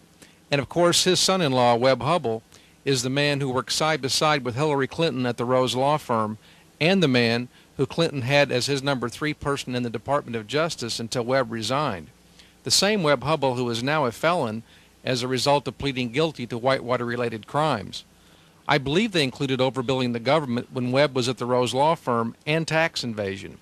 It looks like Webb Hubbell will soon be a star prosecution witness in the Whitewater investigation. Terry, it seems the Ward family was right in the thick of things. Were there any other family members that play into the story? Yeah, the Ward family is actually sort of infamous in Arkansas. Seth has one son. His name is Seth Jr. People call him Skeeter. Skeeter manages the family-owned business POM, or Park on Meter, in Russellville, Arkansas. And of course, the world now knows that POM has a military division that has provided weapons parts for various concerns, including Ivers Johnson Firearms, the CIA's proprietary. You know, Skeeter even admitted this clandestine relationship in a secretly taped interview. I ran my machine second shift to get the parts out for them real quick, and they stiffed me and they never paid. They were bankrupt. But you did make some parts for Ivers Johnson? I made some firing pins, I think it was, on a screw machine. For them, it's about $12,000 worth, and they never paid. They filed bankruptcy. But an often overlooked ex-member of the Ward clan is Finus Shellnut. Finus surfaced briefly when the Gennifer Flowers scandal broke. It seems he and Bill Clinton were sharing Jennifer's favors. But when I met Finus in 1983, he was married to Seth Ward's youngest daughter, and it was Finus who worked for a bond trader named Dan Lassiter. Dan Lassiter? That's a name I've heard before. Isn't he Bill Clinton's old friend, and wasn't he convicted of cocaine charges? Yeah, that's right. Dan Lassiter is another multimillionaire that enters into this story. Dan, of course, was a very high-profile bond trader who lived in Little Rock in the mid-1980s, traveled in very high social circles. In fact, it was Dan Lassiter who not only employed Finus Shellnut, but it was Dan Lassiter who employed Roger Clinton as well. Dan Lassiter employed Roger Clinton, the president's brother? Didn't they both go to prison on cocaine charges? Yeah, that's right. You know, it was Roger who was Dan's chauffeur, actually. And of course, it was Dan Lassiter and Roger who got involved in the whole drug investigation that ultimately ended up ensnaring about 10 other prominent Arkansans, including an Arkansas state senator. So there was a multitude of people that went to prison over this story. Another interesting point, though, that I point out in my book, Lassiter and Company, Dan Lassiter's firm, is where Barry Seal was doing not only his, but the CIA's investment banking. You're saying, as an insider, that you have knowledge of Barry Seal running the CIA's money through Lassiter and into the Arkansas bond business. That's exactly what I'm saying. You know, in fact, Barry Seal confided to me that he was taking millions of dollars of money to Dan Lassiter to more or less be laundered through his firm in the form of loans, money being slipped back quietly to CIA subcontractors, companies performing services for the CIA in Arkansas during this whole time frame. That sounds like a pretty slick arrangement, but it must have included people beyond Seal and Lassiter to pull that off without triggering questions from bank officials. Can you name any of the recipients of these fictitious loans? Yes, I can. In my book, in fact, I document a $2.75 million loan made to POM, or Park on Meter. Now, that money was diverted through ADFA, Arkansas Development and Finance Authority, which in itself was a quasi-state-run organization set up by Bill Clinton for the purpose of administering loans to underprivileged companies. Terry, are you saying that ADFA, the Arkansas Development Finance Authority, a state agency, was created by Bill Clinton as a way to launder CIA money? I can say this. From its inception in 1985 to 1991, ADFA loaned out over $719 million. Now, there have been Freedom of Information lawsuits filed in Arkansas trying to get the state to show the buyers of those bonds, the bond sales that went to create that kind of money. To date, there's been no admission by the state of where that money came from. And the POM loan, going back to it, was in violation of ADFA's charter, because certainly POM would have qualified for outside loans without ADFA's backing. That is a lot of money. Nearly $750 million. And you say Barry Seal's organization was responsible for bringing in a substantial amount of that cash. Well, by Seal's own estimate, he was flying in nearly $40 million a month into Little Rock at the height of the money laundering activities in 1985. Tell me, has anyone else surfaced who could help corroborate the strange goings-on within the bond industry of Arkansas? Yes, there's a man named Dennis Patrick and others who have surfaced, but Patrick can document over $109 million was laundered through his bond trading account in the mid-1980s. Where was Patrick doing his trading? At Dan Lassiter's. At the same time frame, Barry Seal was flying in the agency's money. $109 million. No wonder they call Arkansas the land of opportunity. But tell me, when was the MENA operation, as you knew it, when was it curtailed, and why did the CIA shut it down? Since you brought up their old state slogan, to answer that, you really must go back to their other state slogan, which is Arkansas is a natural high. You see, it was the drug investigation into Dan Lassiter and Roger Clinton that caused the CIA to abruptly curtail their operation and pull out. What had transpired was by 1986, there were 2 independent grand juries being formed to really start probing into all this money laundering activity, which appeared to be coming from a major drug operation. The last thing the CIA needed was for a multitude of their assets to be dragged before federal grand juries.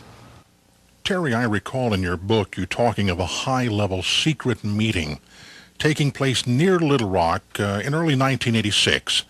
It included discussions of neutralizing the Justice Department's probe into MENA and Dan Lassiter's firm. Tell us about that meeting. Who attended, and why was the meeting called? The meeting you're referring to is the meeting I call the bunker meeting, since the meeting took place in a World War II ammunition storage bunker at Camp Robinson, an Army camp slightly northwest of Little Rock. The meeting had been called actually as an operational transitional meeting to discuss the nuts and bolts of moving part of this operation to Mexico. But what transpired was a rather heated discussion between Bill Clinton and the CIA's designee from Washington concerning damage control for the Clinton gubernatorial administration. Now let me get this straight. You're saying you can place Bill Clinton directly in the Iran-Contra loop? I certainly can. And, you know, I almost wish I couldn't, because I feel a lot of my legal problems stem from the fact that Clinton thrust himself into that meeting, but basically exposing himself to all of us that were attending, and thus, in essence, compromising himself. Who did he compromise himself to? Well, certainly me. You know, I was asked to come in to cover the loose technical ends of my transfer to Guadalajara. The man who I was scheduled to have a one-on-one discussion with was a man who I knew as Max Gomez, who was going to be my new handler in Mexico. Beyond that, John Cathy, my old CIA handler from Oklahoma City, was there. Aki Sawahata, who was the local CIA resident case officer in Little Rock, he attended the meeting. And in addition to that, the person that was supposed to come in and represent the state's interests was a man named Bob Nash, who was the director of Arkansas Development and Finance Authority. Terry, I've read your book. Now, most of these people weren't really using their real names, were they? They had code names, right? Well, you know, I would find years later that I was orbiting in some pretty high circles, some very high echelons, that even to this day still impress me. Let's try to decode these guys. First of all, John Cathy is in fact Oliver North. Secondly, Max Gomez, now that's interesting. Gomez is in fact Felix Rodriguez. Rodriguez, not only being an ex-CIA agent going back to the Bay of Pigs, the Phoenix Project in Vietnam, Felix Rodriguez is a close confidant of George Bush's, and the man who tracked down and was even around during the assassination of Che Guevara. Che Guevara being Fidel Castro's lieutenant. Beyond that, we had Aki Sawahata, is still a mystery man to me. We still don't know his real identity. But a man named Robert Johnson is actually William P. Barr, who was later the Attorney General for George Bush. Now, I believe I've named everyone, but there were two people that we think were still using their correct names, and that being Bob Nash and Bill Clinton. Of course, we know now Bill Clinton's real name isn't Bill Clinton. Let's get back to the discussions of damage control. Well, you've already witnessed the frustration of several police officers who just could not get the Mina story to go forward. Their investigations seemed to be contained or undermined, short-circuited, whatever you want to call them. In that bunker meeting, I witnessed the containment effort for this entire scandal, and quite frankly, it's shocking to realize all it took was for the authority of 2 U.S. attorneys to be undermined. The language that was used was that these guys would basically get religion, and if our system of checks and balances is that fragile, something's wrong. But obviously that's what went on, because the rest is history. There were no indictments handed up. So 2 U.S. attorneys were somehow told just to back off? Is that right? That's exactly what I'm saying. You know, so-called national security interest can undermine a whole Justice Department if a sitting Attorney General does not change the marching orders given him by the President, and in this case, the Director of the CIA. So how many times did you meet with Bill Clinton?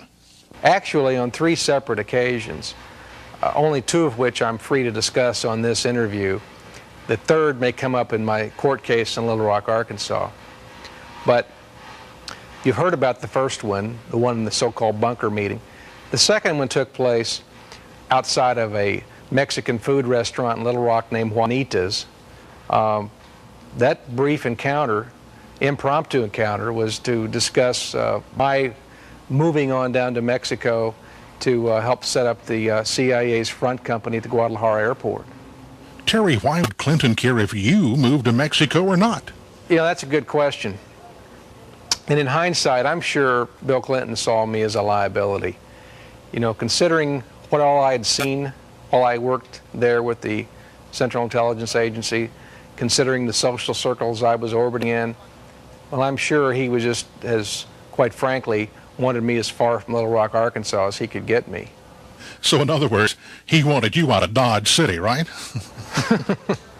Well, yeah, that's right. There were no threatening comments, but he made it very clear while sitting there in his van outside the restaurant that he wanted me to go ahead and continue with my plans to move to Mexico, to fulfill my obligation with the CIA. You moved to Mexico to set up this front company for the CIA. Sounds exciting. Well, you know, quite frankly, it got a little more exciting than I had bargained for.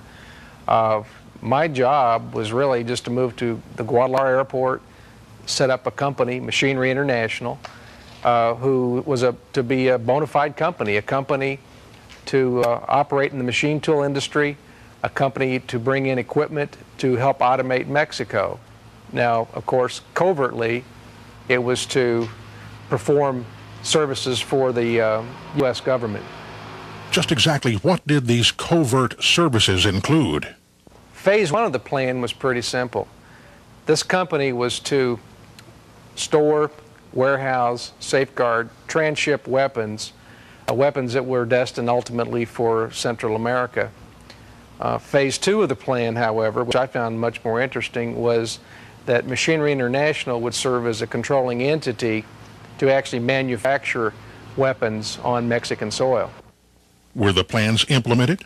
Well, I moved my family to Mexico in July of 1986, but phase one of the plan was abruptly interrupted in October of that same year due to the C-123 shoot-down. That incident caused us all to basically lie low for a while. However, by January of 1987, we all breathed a sigh of relief and decided to go forward with the plan, thinking that the Mexican side of the enterprise hadn't really been discovered. Phase two, just as we were starting into phase two, I was sort of taken out of the operation due to what I call as a rift with my CIA handlers. Terry, tell us about that rift. In the book, you keep us on the edge of our seats while you negotiate your way out of Mexico. But this was a little more than a casual rift. This was life and death stuff. Well, you know, my agreement with the CIA was to transship weapons, plain and simple. No one had ever discussed transshipment of drugs with me. If they had, I wouldn't have been involved in any of this. But by early 1987, I had proved to myself beyond the shadow of a doubt that some of the people I was working with were using my facility and using the aircraft that were hauling the weapons in order to transship cocaine back to the United States. How much cocaine? Literally tons. You know, we're not talking kilos here, but tons. So there is no war on drugs? Not from what I ever saw, at least not while operating out of Guadalajara. You know, my whole problem began when I took Nancy Reagan's advice and tried to say no to the drug trafficking side of this story. Did you have any evidence of the CIA's drug trafficking through your facilities? Any witnesses? Yes, in fact, there was a very credible witness, and I might add he's been thoroughly deposed about his observations of cocaine being transshipped through my Guadalajara warehouse. In the book, you detailed a trip to San Miguel de Allende, a town in Mexico, where you confronted Felix Rodriguez, a.k.a. Max Gomez, with your evidence that his operation was in the drug business. Tell us about that meeting. First of all, there's a witness to that meeting. I planned it that way. I took a Mexican citizen friend of mine, a man named Patrick Juin, to basically serve as my insurance policy. I strategically positioned Patrick in a restaurant so he could observe Max Gomez, a.k.a. Felix Rodriguez, and Rodriguez could observe him. You You know, I kid you not, I was frightened. The good side is Patrick didn't have to witness a homicide, and of course the bad side is things didn't turn out as we agreed in that meeting. So you and Mr. Gomez came to an amicable agreement? He considered you a loose cannon, right? I mean, you wouldn't go along with the drug trafficking, you just waltzed out of there? Well, that's what happened, although I did have a major bargaining chip. I was in possession of evidence that concretely proved that cocaine had been transshipped through my warehouse by CIA people. What kind of concrete evidence? Well, I had samples of the shipment that I had found in my warehouse in Guadalajara, July 5th, 1987. You see, I had had the wherewithal to safeguard a few kilos just to be used as evidence, seeing as how my handlers kept complaining I lacked concrete evidence. It was mutually agreed upon that I didn't have what it took to be a CIA agent, and I should probably leave Mexico. So eventually it was agreed upon that my wife and I and our 3 sons could travel back to the U.S. unharmed. But you were double-crossed, weren't you? I mean, you do say in the book you found out you weren't dealing with honorable men. Correct. And that's where this story gets real personal and real scary. Shortly after my family and I crossed the Rio Grande, we were able to ascertain that there had been a computer profile created on us that labeled us pretty much a modern-day Bonnie and Clyde. That profile showed us as being armed and dangerous. It said that we carried concealed weapons, had been known to use them in the past. Of course, it labeled me as a high-profile drug trafficker operating out of Central and South America. And besides that, we found out that people were actively trying to determine our whereabouts. What did you think they wanted? Well, most assuredly, they wanted me to meet the same demise as Barry Seal. They wanted me and my wife dead. Terry, did you ever find out who created the false computer profile of you and your wife? And yes, that person is Bill Clinton's old chief of security, Arkansas State Police Captain Raymond Buddy Young. Now, Mr. Young is no longer with the Arkansas State Police, however.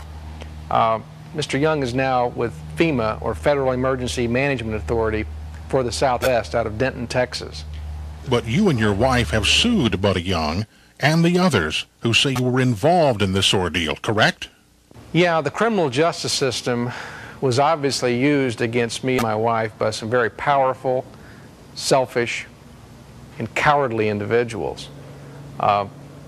We've sued the people that we feel we can prove helped orchestrate the wrongful criminal indictment against us. I'm not going to sleep until I can drag those people to court. They have to be held accountable for their actions. In fact, the federal judge who acquitted me said that Young and another ex-trooper had what he called demonstrated a reckless disregard for the truth. Now, Harry Truman, my old hero, wouldn't have been so kind with his selection of words. Harry would have said, "They are blatant liars who perjure themselves as they try desperately to get me and my wife convicted on trumped-up felony charges, just to destroy my credibility." But I'm still willing to give the system its chance to work and drag those who attempt to destroy me to justice. Terry, do you feel threatened? I mean, you're obviously making some very powerful people very, very nervous. Sure, I'm human, and I operate under a continuous threat of not only to my person, but my family as well. You know, our phones have been bugged, we've had burglaries, I've had a written death threat pasted on top of a cover page of Time magazine. These are cowardly people who it's difficult to tell what they would resort to once we get them fully cornered. But I can tell you this, I know what they're most frightened of, and it's a court of law. Come now and meet the woman Janice Reed, who was needlessly and mercilessly targeted and pursued by government agents. Meet Terry Reed's wife, the woman who has stood steadfast by his side during this strenuous ordeal. Janice, tell us, what is it like to marry a spy? To live a double life as the wife of a spy? It was an interesting situation in that we were dealing with the FBI, the CIA, and the KGB, and it was hard to tell who was whom. When you and Terry decided to get married, who did he tell you he was spying for? It was with the FBI in a relationship with the CIA. Did you meet some of the other agents and spies Terry was working with? Yeah, I met quite a few. He was dealing with several international people, a lot of Japanese, a lot of Hungarians, and then someone who surfaced later in the news that I met as John Cathy. He later surfaced as Oliver North, but I did meet him in Oklahoma City. Do you have any distinct memories of Oliver North? Well, as a matter of fact, he happened to be in town when I gave birth to my oldest son, Duncan. And John Cathy, who later became known to me as Oliver North, came by the hospital with Terry and brought roses and offered his congratulations. When you moved to Little Rock and Terry began working with Oliver North's Contra training program, did you know then what he was doing? Yes, to a certain extent.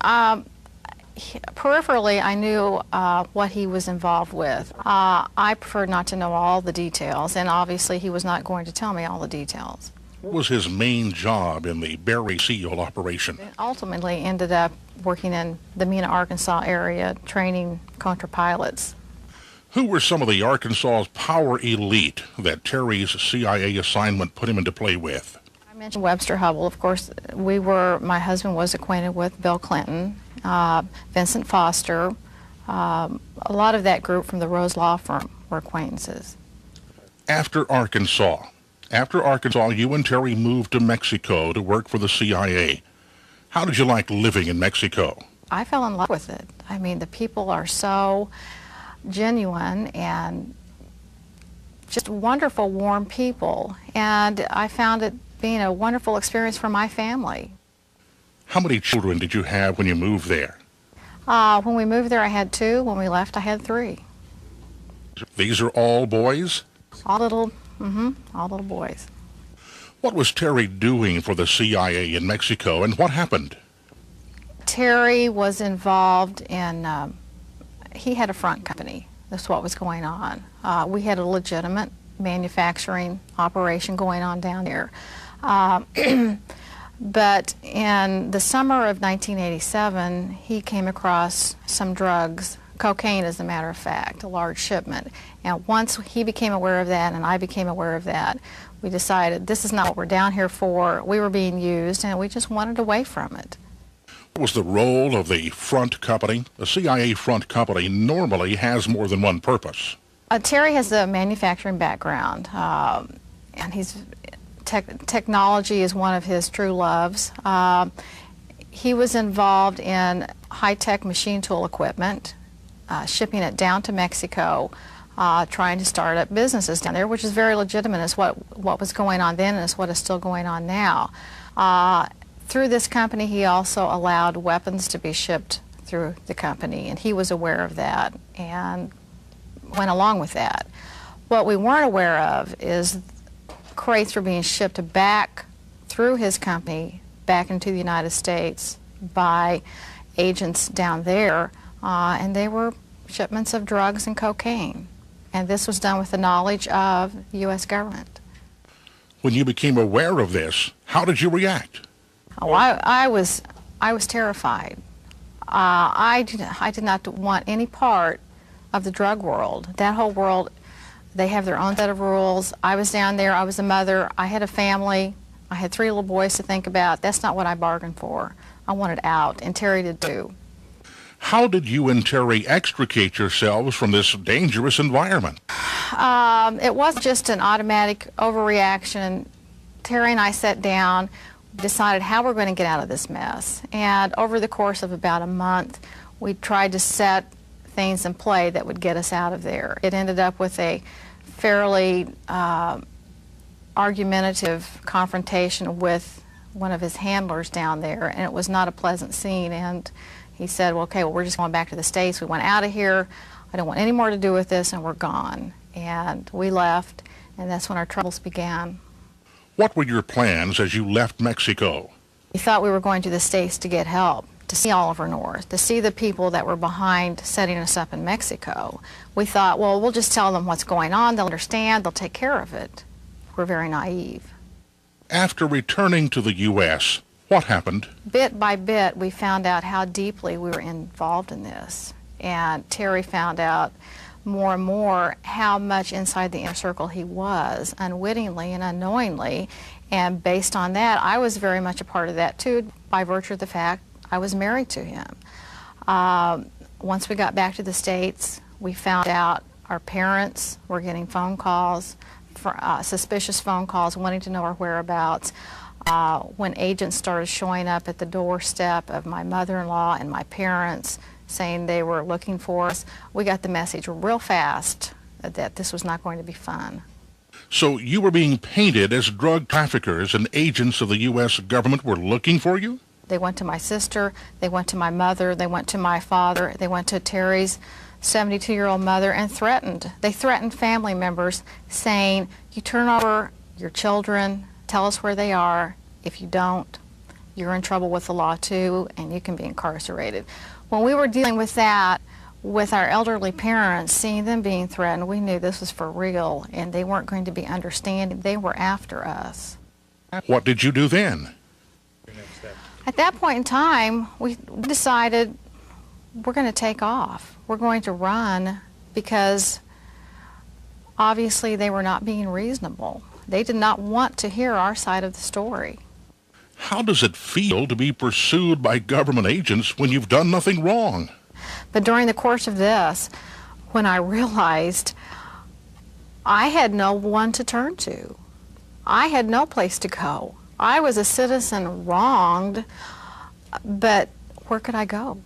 The people I felt I should be able to go to were the people that were after me. The level of despair when I realized that, like, I am a person without a country, that was something that was very difficult to deal with. So you and Terry fled for your lives. Yes, in fact, we had a motorhome and 3 little boys and a German Shepherd dog, and we took off, not having any idea where we were headed. Initially, we had felt that there was someone in Washington that was going to help us, but we soon came to learn we were being double-crossed. We had no idea. Nothing can prepare you for this sort of shock. How do you feel? My husband is a very patriotic person, as well as I am, and the fact that we thought we were doing the right thing and helping our government, helping our country, and then to have this happen, I can't tell you what it does to you as a human being. The trauma and the shock and the despair one feels, and the loneliness, thinking it's just us out here being chased. What was your loneliest moment? During the course of all this, when all this came about, my father had a stroke. I was there at the hospital with him when all this came down on us. I had to leave in the middle of the night with my family, and I had to make a decision. If I leave my father now, I may never see him again, but I also have 3 children that are depending on me, and someone is wanting to take me away from them.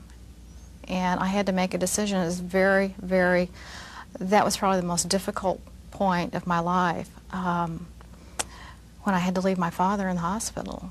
I felt very alone, and the despair was almost more than I could imagine and bear. How did you deal with this pain? I guess when you work through all these phases, like the shock, the denial, the anger, Terry and I had to work through that in about 48 hours. We had to get through it. If we had wallowed in that and gone through all those phases, we would have been captured. We didn't have time for that. We had too many, our children relied on us, and we had too many responsibilities. So we worked that real fast and then got into the survival mode. Where did you run to initially? We ended up in San Diego. We spent Christmas in San Diego. We thought that's right near the border, and Terry's thought was that's the last place that the Reeds would go. That would be a stupid place to hang out, is at the border. They might be combing the borders. So do the unexpected. I mean, he had years of intelligence training, and in that facet, of this whole saga. I mean, he relied on his training, and it saved us. Janice, what sticks in your mind about that period of your life? It was just the feeling of despair I had that Christmas, knowing I was a wanted fugitive, and watching everyone around in the Christmas spirit, all the families singing, caroling, watching the Christmas specials. I felt I had so much pain that Christmas, but I made a true attempt to keep up a facade for the children, you know, trying to sing carols with them, make Christmas ornaments. You know, it was just, it was all, I felt like remote control. I was just a robot going through the motions. But the pain, that was my worst Christmas ever.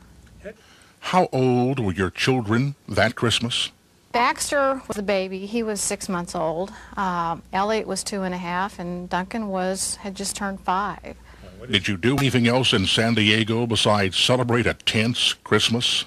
Well, not knowing what was going on within the national computer system or the law enforcement system, we definitely were not comfortable being Terry and Janet Reed. We spent the time in San Diego establishing a corporation, establishing new identities, and once we had that taken care of, we were a little more comfortable leaving. I mean, we definitely did not want to stay there for any length of time, and we felt more comfortable being removed from our previous persons, of Terry and Janice Reed. Where did you go then? We left San Diego and eventually ended up in Maine, which is about as far as we could drive. As you wandered around America, how did you control your fear and your anxiety? Yeah, I had to focus on one day at a time, and that was as a mother, as a school teacher. It was not as a fugitive from our government, and that's what kept me going. We had a motorhome. I decorated it. I put the alphabet chart up, the numbers, George Washington. We had a little school session going every day, and we had some great geography lessons. I mean, he went to most of the national parks. We saw Old Faithful, we saw Niagara Falls, and the children are standing in front of all these national monuments. We've got all kinds of photos of that year. And these government agents who were tampering in law enforcement computers, how did they portray you? What kind of lies did these renegade agents insert into the computers? I later found out, after I obtained my FBI file through discovery, that we had been labeled armed and dangerous as very nefarious characters, and that was so frightening. Who were you the most frightened of? I'm not saying the FBI is a bad agency or the CIA. Our concern was the renegade agents out there that are totally out of control. Yeah. And that's who I was most frightened of. And the power they can wield, they are legitimate agents, and the power they have to alter your profile in NCIC. I had done nothing other than being married to Terry Reed. What was Terry doing throughout all of this? He's a very calculating person. He had his manual for flight instruction and how to deal with stress under pressure, and he would want me to read all these manuals, and I go, no, that's not the way I operate. You know, I mean, he can sit there, remove himself from the situation, and know how he should react. I'm more emotional. I can't sit there and read how to deal with stress and just incorporate that. That's obviously much easier said than done. I'd got a lot of strength from him, as well as he got a lot of strength from me. He knew I was there to take care of the children. That facet of his life was being cared for by me. I knew he was there to get us out of this mess. I mean, I had to have this belief that with his training and his background and knowledge that he would somehow get us out. He monitored that phase. I took care of the nurturing, the maternal, the family, and he relied on me for that. We needed each other. Janice, what if you got separated or one of you was arrested? Had Terry covered that contingency? We had a plan. Terry always had plan A, B, and C in envelopes, in code talk, and I had to have those memorized. We knew where we were going to rendezvous or what each plan was. Now, how long did this last? How long were you on the run? Over 6 months we were on the run. After that length of time, you just start to question, what are we doing? We obviously had evaded them. Terry did a very good job keeping us out of harm's way. It got to the point, though, we did feel very threatened. I've been asked before, what were you prepared to do? When I felt as a mother threatened, I would have been prepared to do anything. In fact, I got to the point, I did get a Smith & Wesson .38 caliber featherweight, and I carried it in our diaper bag. It was with me at all times, because I never knew if someone was going to come barging in the door. That could happen. If they had located us, if they had put a monitor on us, they could have found us easily, barged in our door in the middle of the night and trying to take us away. I was prepared to shoot. Being responsible for 3 little boys, I felt very capable of doing what I needed to do. How did you feel the day you stopped running? I think we were just so worn out. I guess we still had this hope, and Terry had enough contact thinking someone might be able to take care of this up the line. I mean, we wanted to think that. We were told that was going on. We just didn't know. But you just get to the point, you can't do this forever. We're not being fair to our children, our families, ourselves, going through this trauma. Then what transpired? 2.5 years in the criminal justice system. And that, I can tell you, is no fun. Our troubles were just beginning. What do you believe led to your charges? There was never any evidence on my part that I should ever have been indicted. In fact, I sat in the federal court one day and the judge pointed to me and goes, well, I can't figure out why she's here. And none of us could, other than the fact I had a marriage license and I'd married Terry Reed, and that's why I was there. I was used as a pawn to get back at Terry. I was approached on numerous occasions saying, hey, you tell us everything you know, you tell us everything about your husband and we'll let you go. Well, first of all, I had nothing to say, and second of all, I wouldn't do that. I mean, I can't be used as a pawn. I was offended that they were trying to use me for that and putting me through the pain of the indictment process. We were both up for 20 years. I mean, living with that every day and dragging on for 2.5 years, I mean, it's amazing we survived. Why was Terry charged? He was set up. The problem with Terry was in some of these activities, covert activities, there's often people from the criminal world that get involved. CIA, FBI, they like to use drug smugglers or former criminals or pilots that have a record because, you know, they're compromised. Terry had no record. I mean, he had a squeaky clean background, so you know, they need something to set him up with, which is what happened. Was it a nightmare being in the criminal justice system? Yes, as a matter of fact, being involved in the criminal justice system for as long as we were was a rude awakening. I found out that justice is not out there unless you have a whole lot of money. I hate to say that, but we were forced to liquidate everything we had. We had a little money at the time. That was all depleted immediately. We were forced to get 2 different attorneys, which, because of conflict, they tried to turn me against him. And after 2.5 years, we did not declare bankruptcy. However, our credit was ruined. We were nearly destitute after the fact. After we were found innocent through Freedom of Information, we found documents that would have totally exonerated us that the prosecution had within their, right there within their office that they suppressed. So the shock and the horror just continued. Initially, it was all physical, emotional, and later it was just the shock of this is the way it works, and no one is held accountable. That's what's so wrong. I sat there in the courtroom watching a prosecutor point the finger at me saying I deserve to be locked up when I had done nothing. I was found innocent. Terry was found innocent. We walked out of the courtroom that day. It's like, adios. It's been nice. It's like there's no restitution. Our lives were destroyed. Financially and emotionally, we were just devastated. It's like, sorry, I guess we made a mistake. But they don't even say that. You know, you walk out with a piece of paper, not guilty. goodbye. Our system is out of control. There is no check and balance, and that's what's frightening. Janice, do you feel this is the way the system has always worked, or have things changed?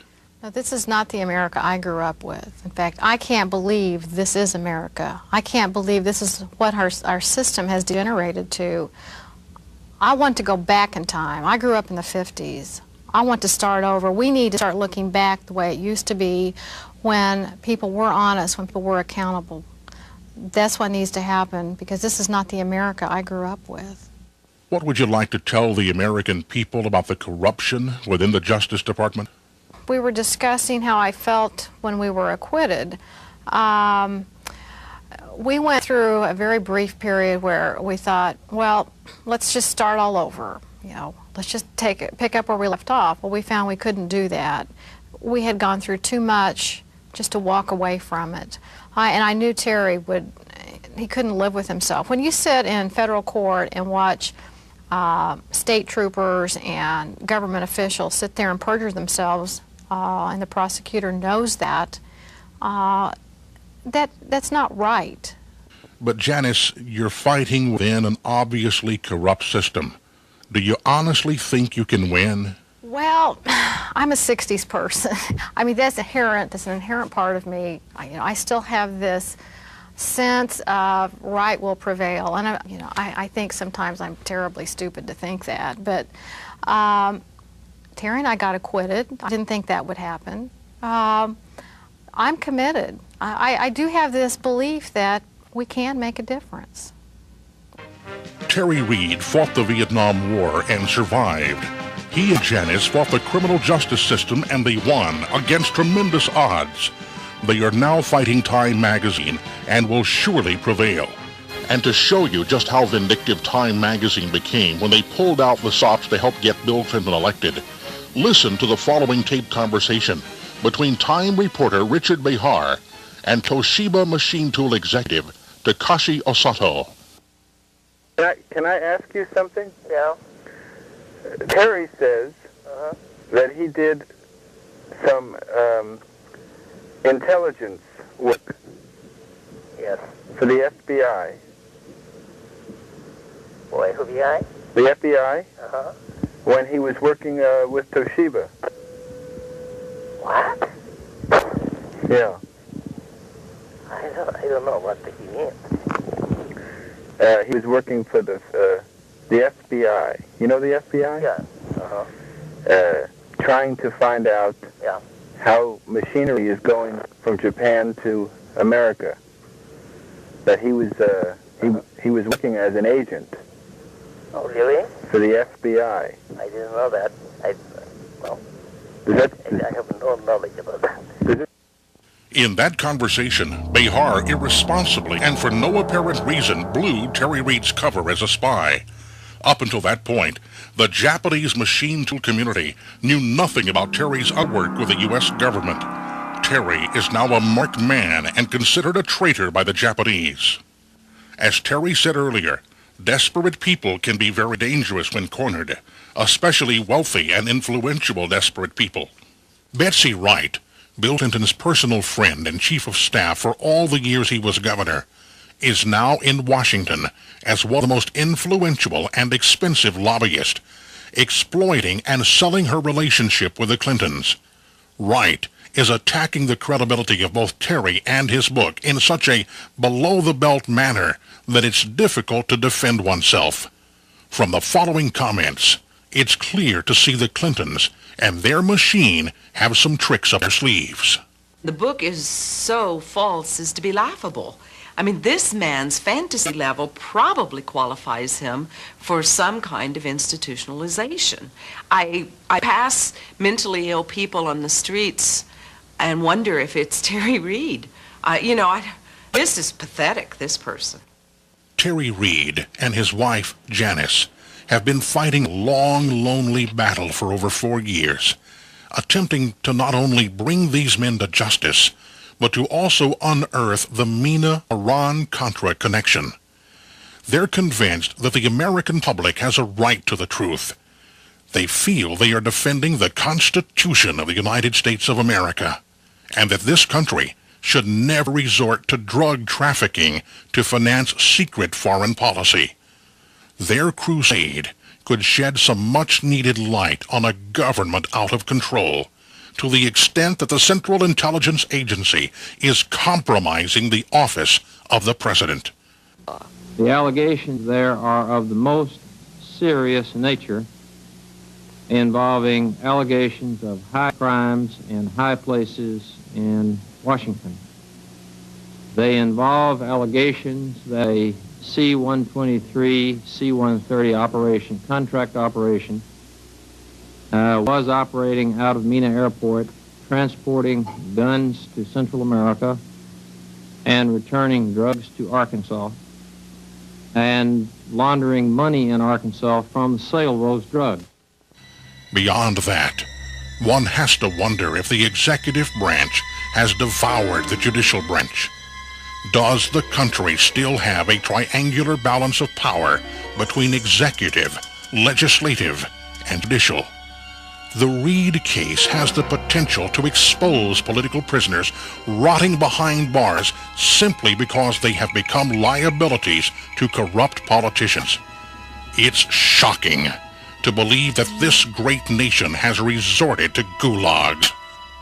Come now and meet the nucleus of the legal team the Reeds have assembled. These courageous lawyers will tell you firsthand the significance of the Reeds' constitutional rights case, a case that could revisit the Iran-Contra cover-up, a case that could possibly lead to the impeachment of a sitting president, and a battle that continues.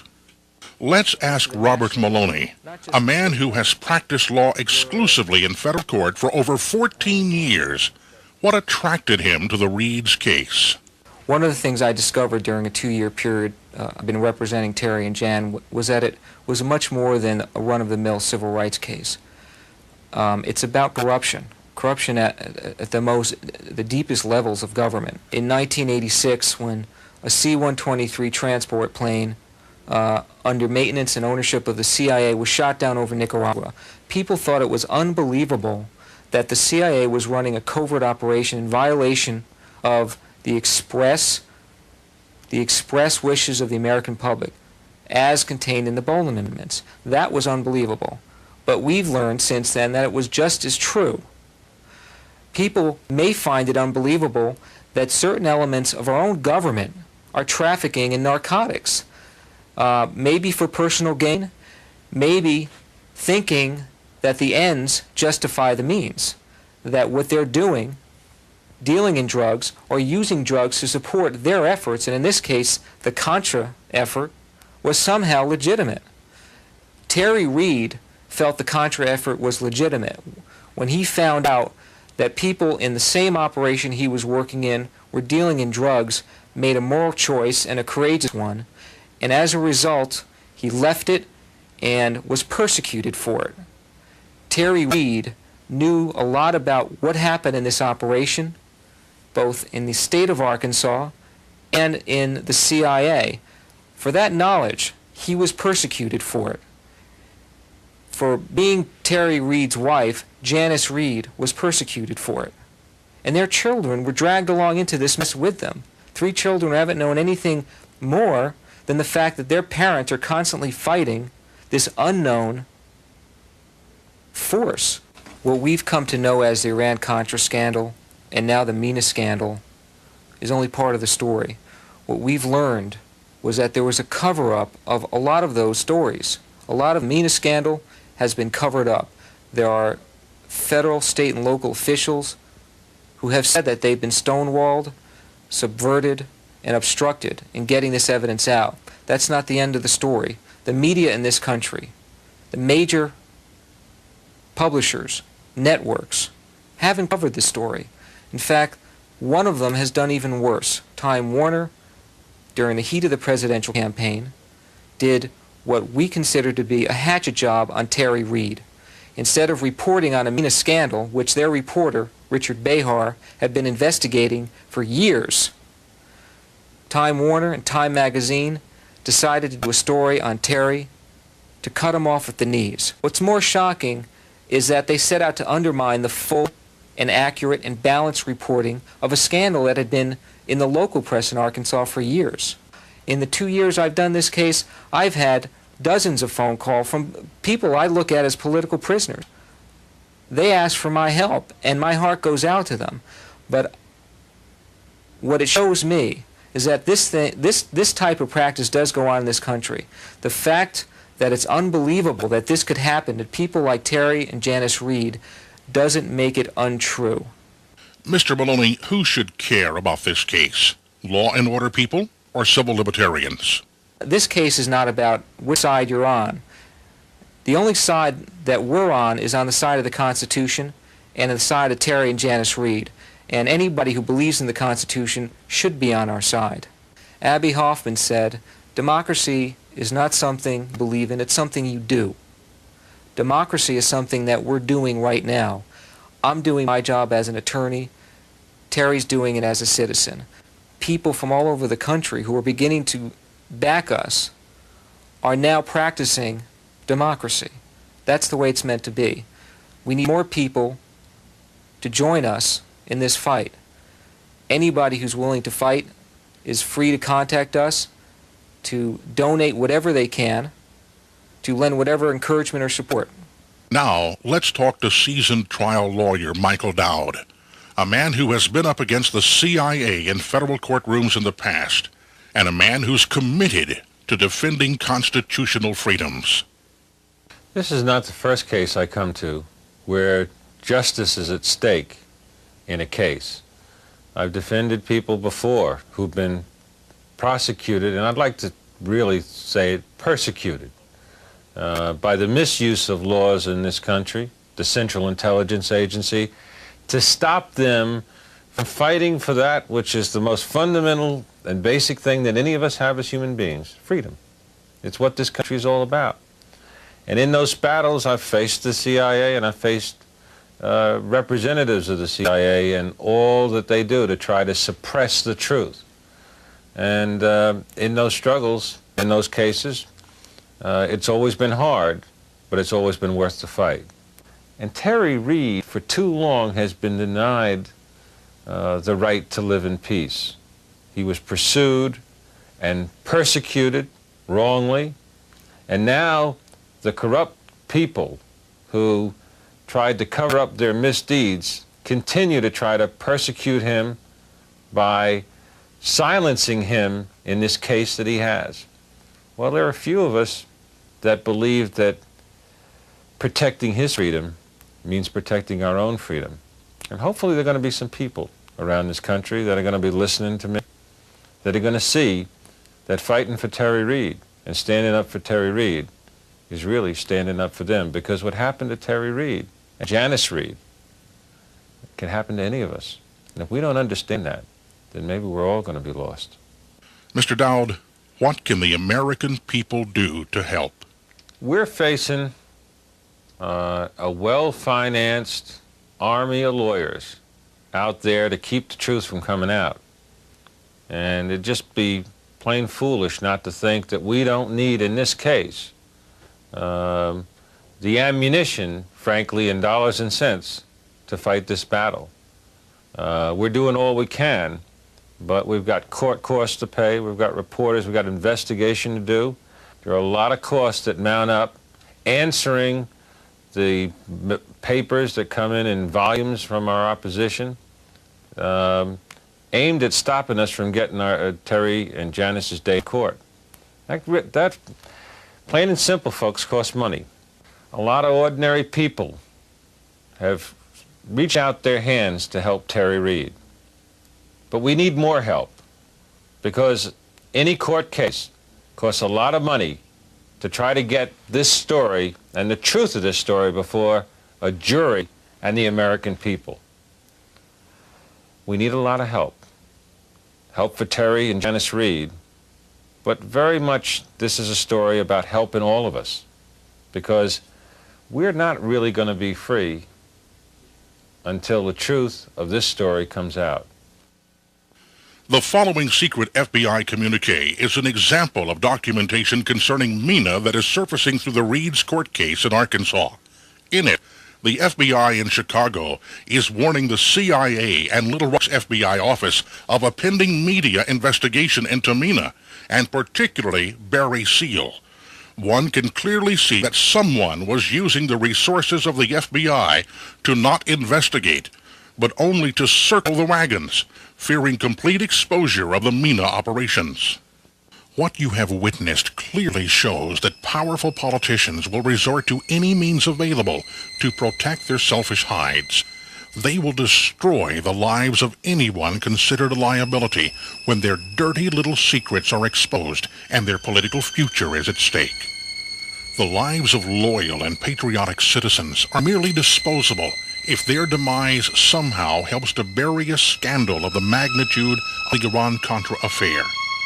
Commanders-in-chief, such as Ronald Reagan, George Bush, and now Bill Clinton, who have taken oaths to lead and protect this great nation will, with no notice, turn and devour those they are leading if the situation suits them.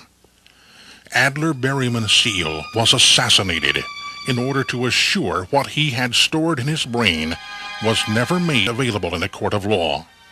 Eugene Hassenfuss was abandoned and smothered with lies when he became a living link to failed foreign policy being run out of the back door of the National Security Council. Professional law enforcement officers such as Bill Duncan were discarded and ridiculed when they refused to turn a blind eye to the subversion of the judicial system.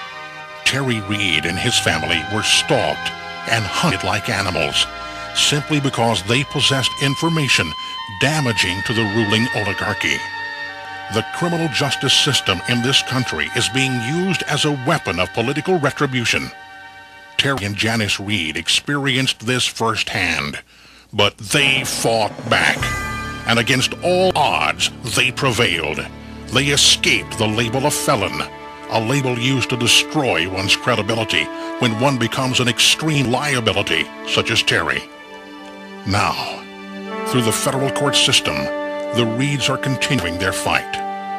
There, within the mahogany-paneled walls of a federal courtroom in Little Rock, Arkansas, they are trying to not only correct the wrongs levied upon them by selfish and faceless bureaucrats, but to protect the Constitution of the United States of America as well.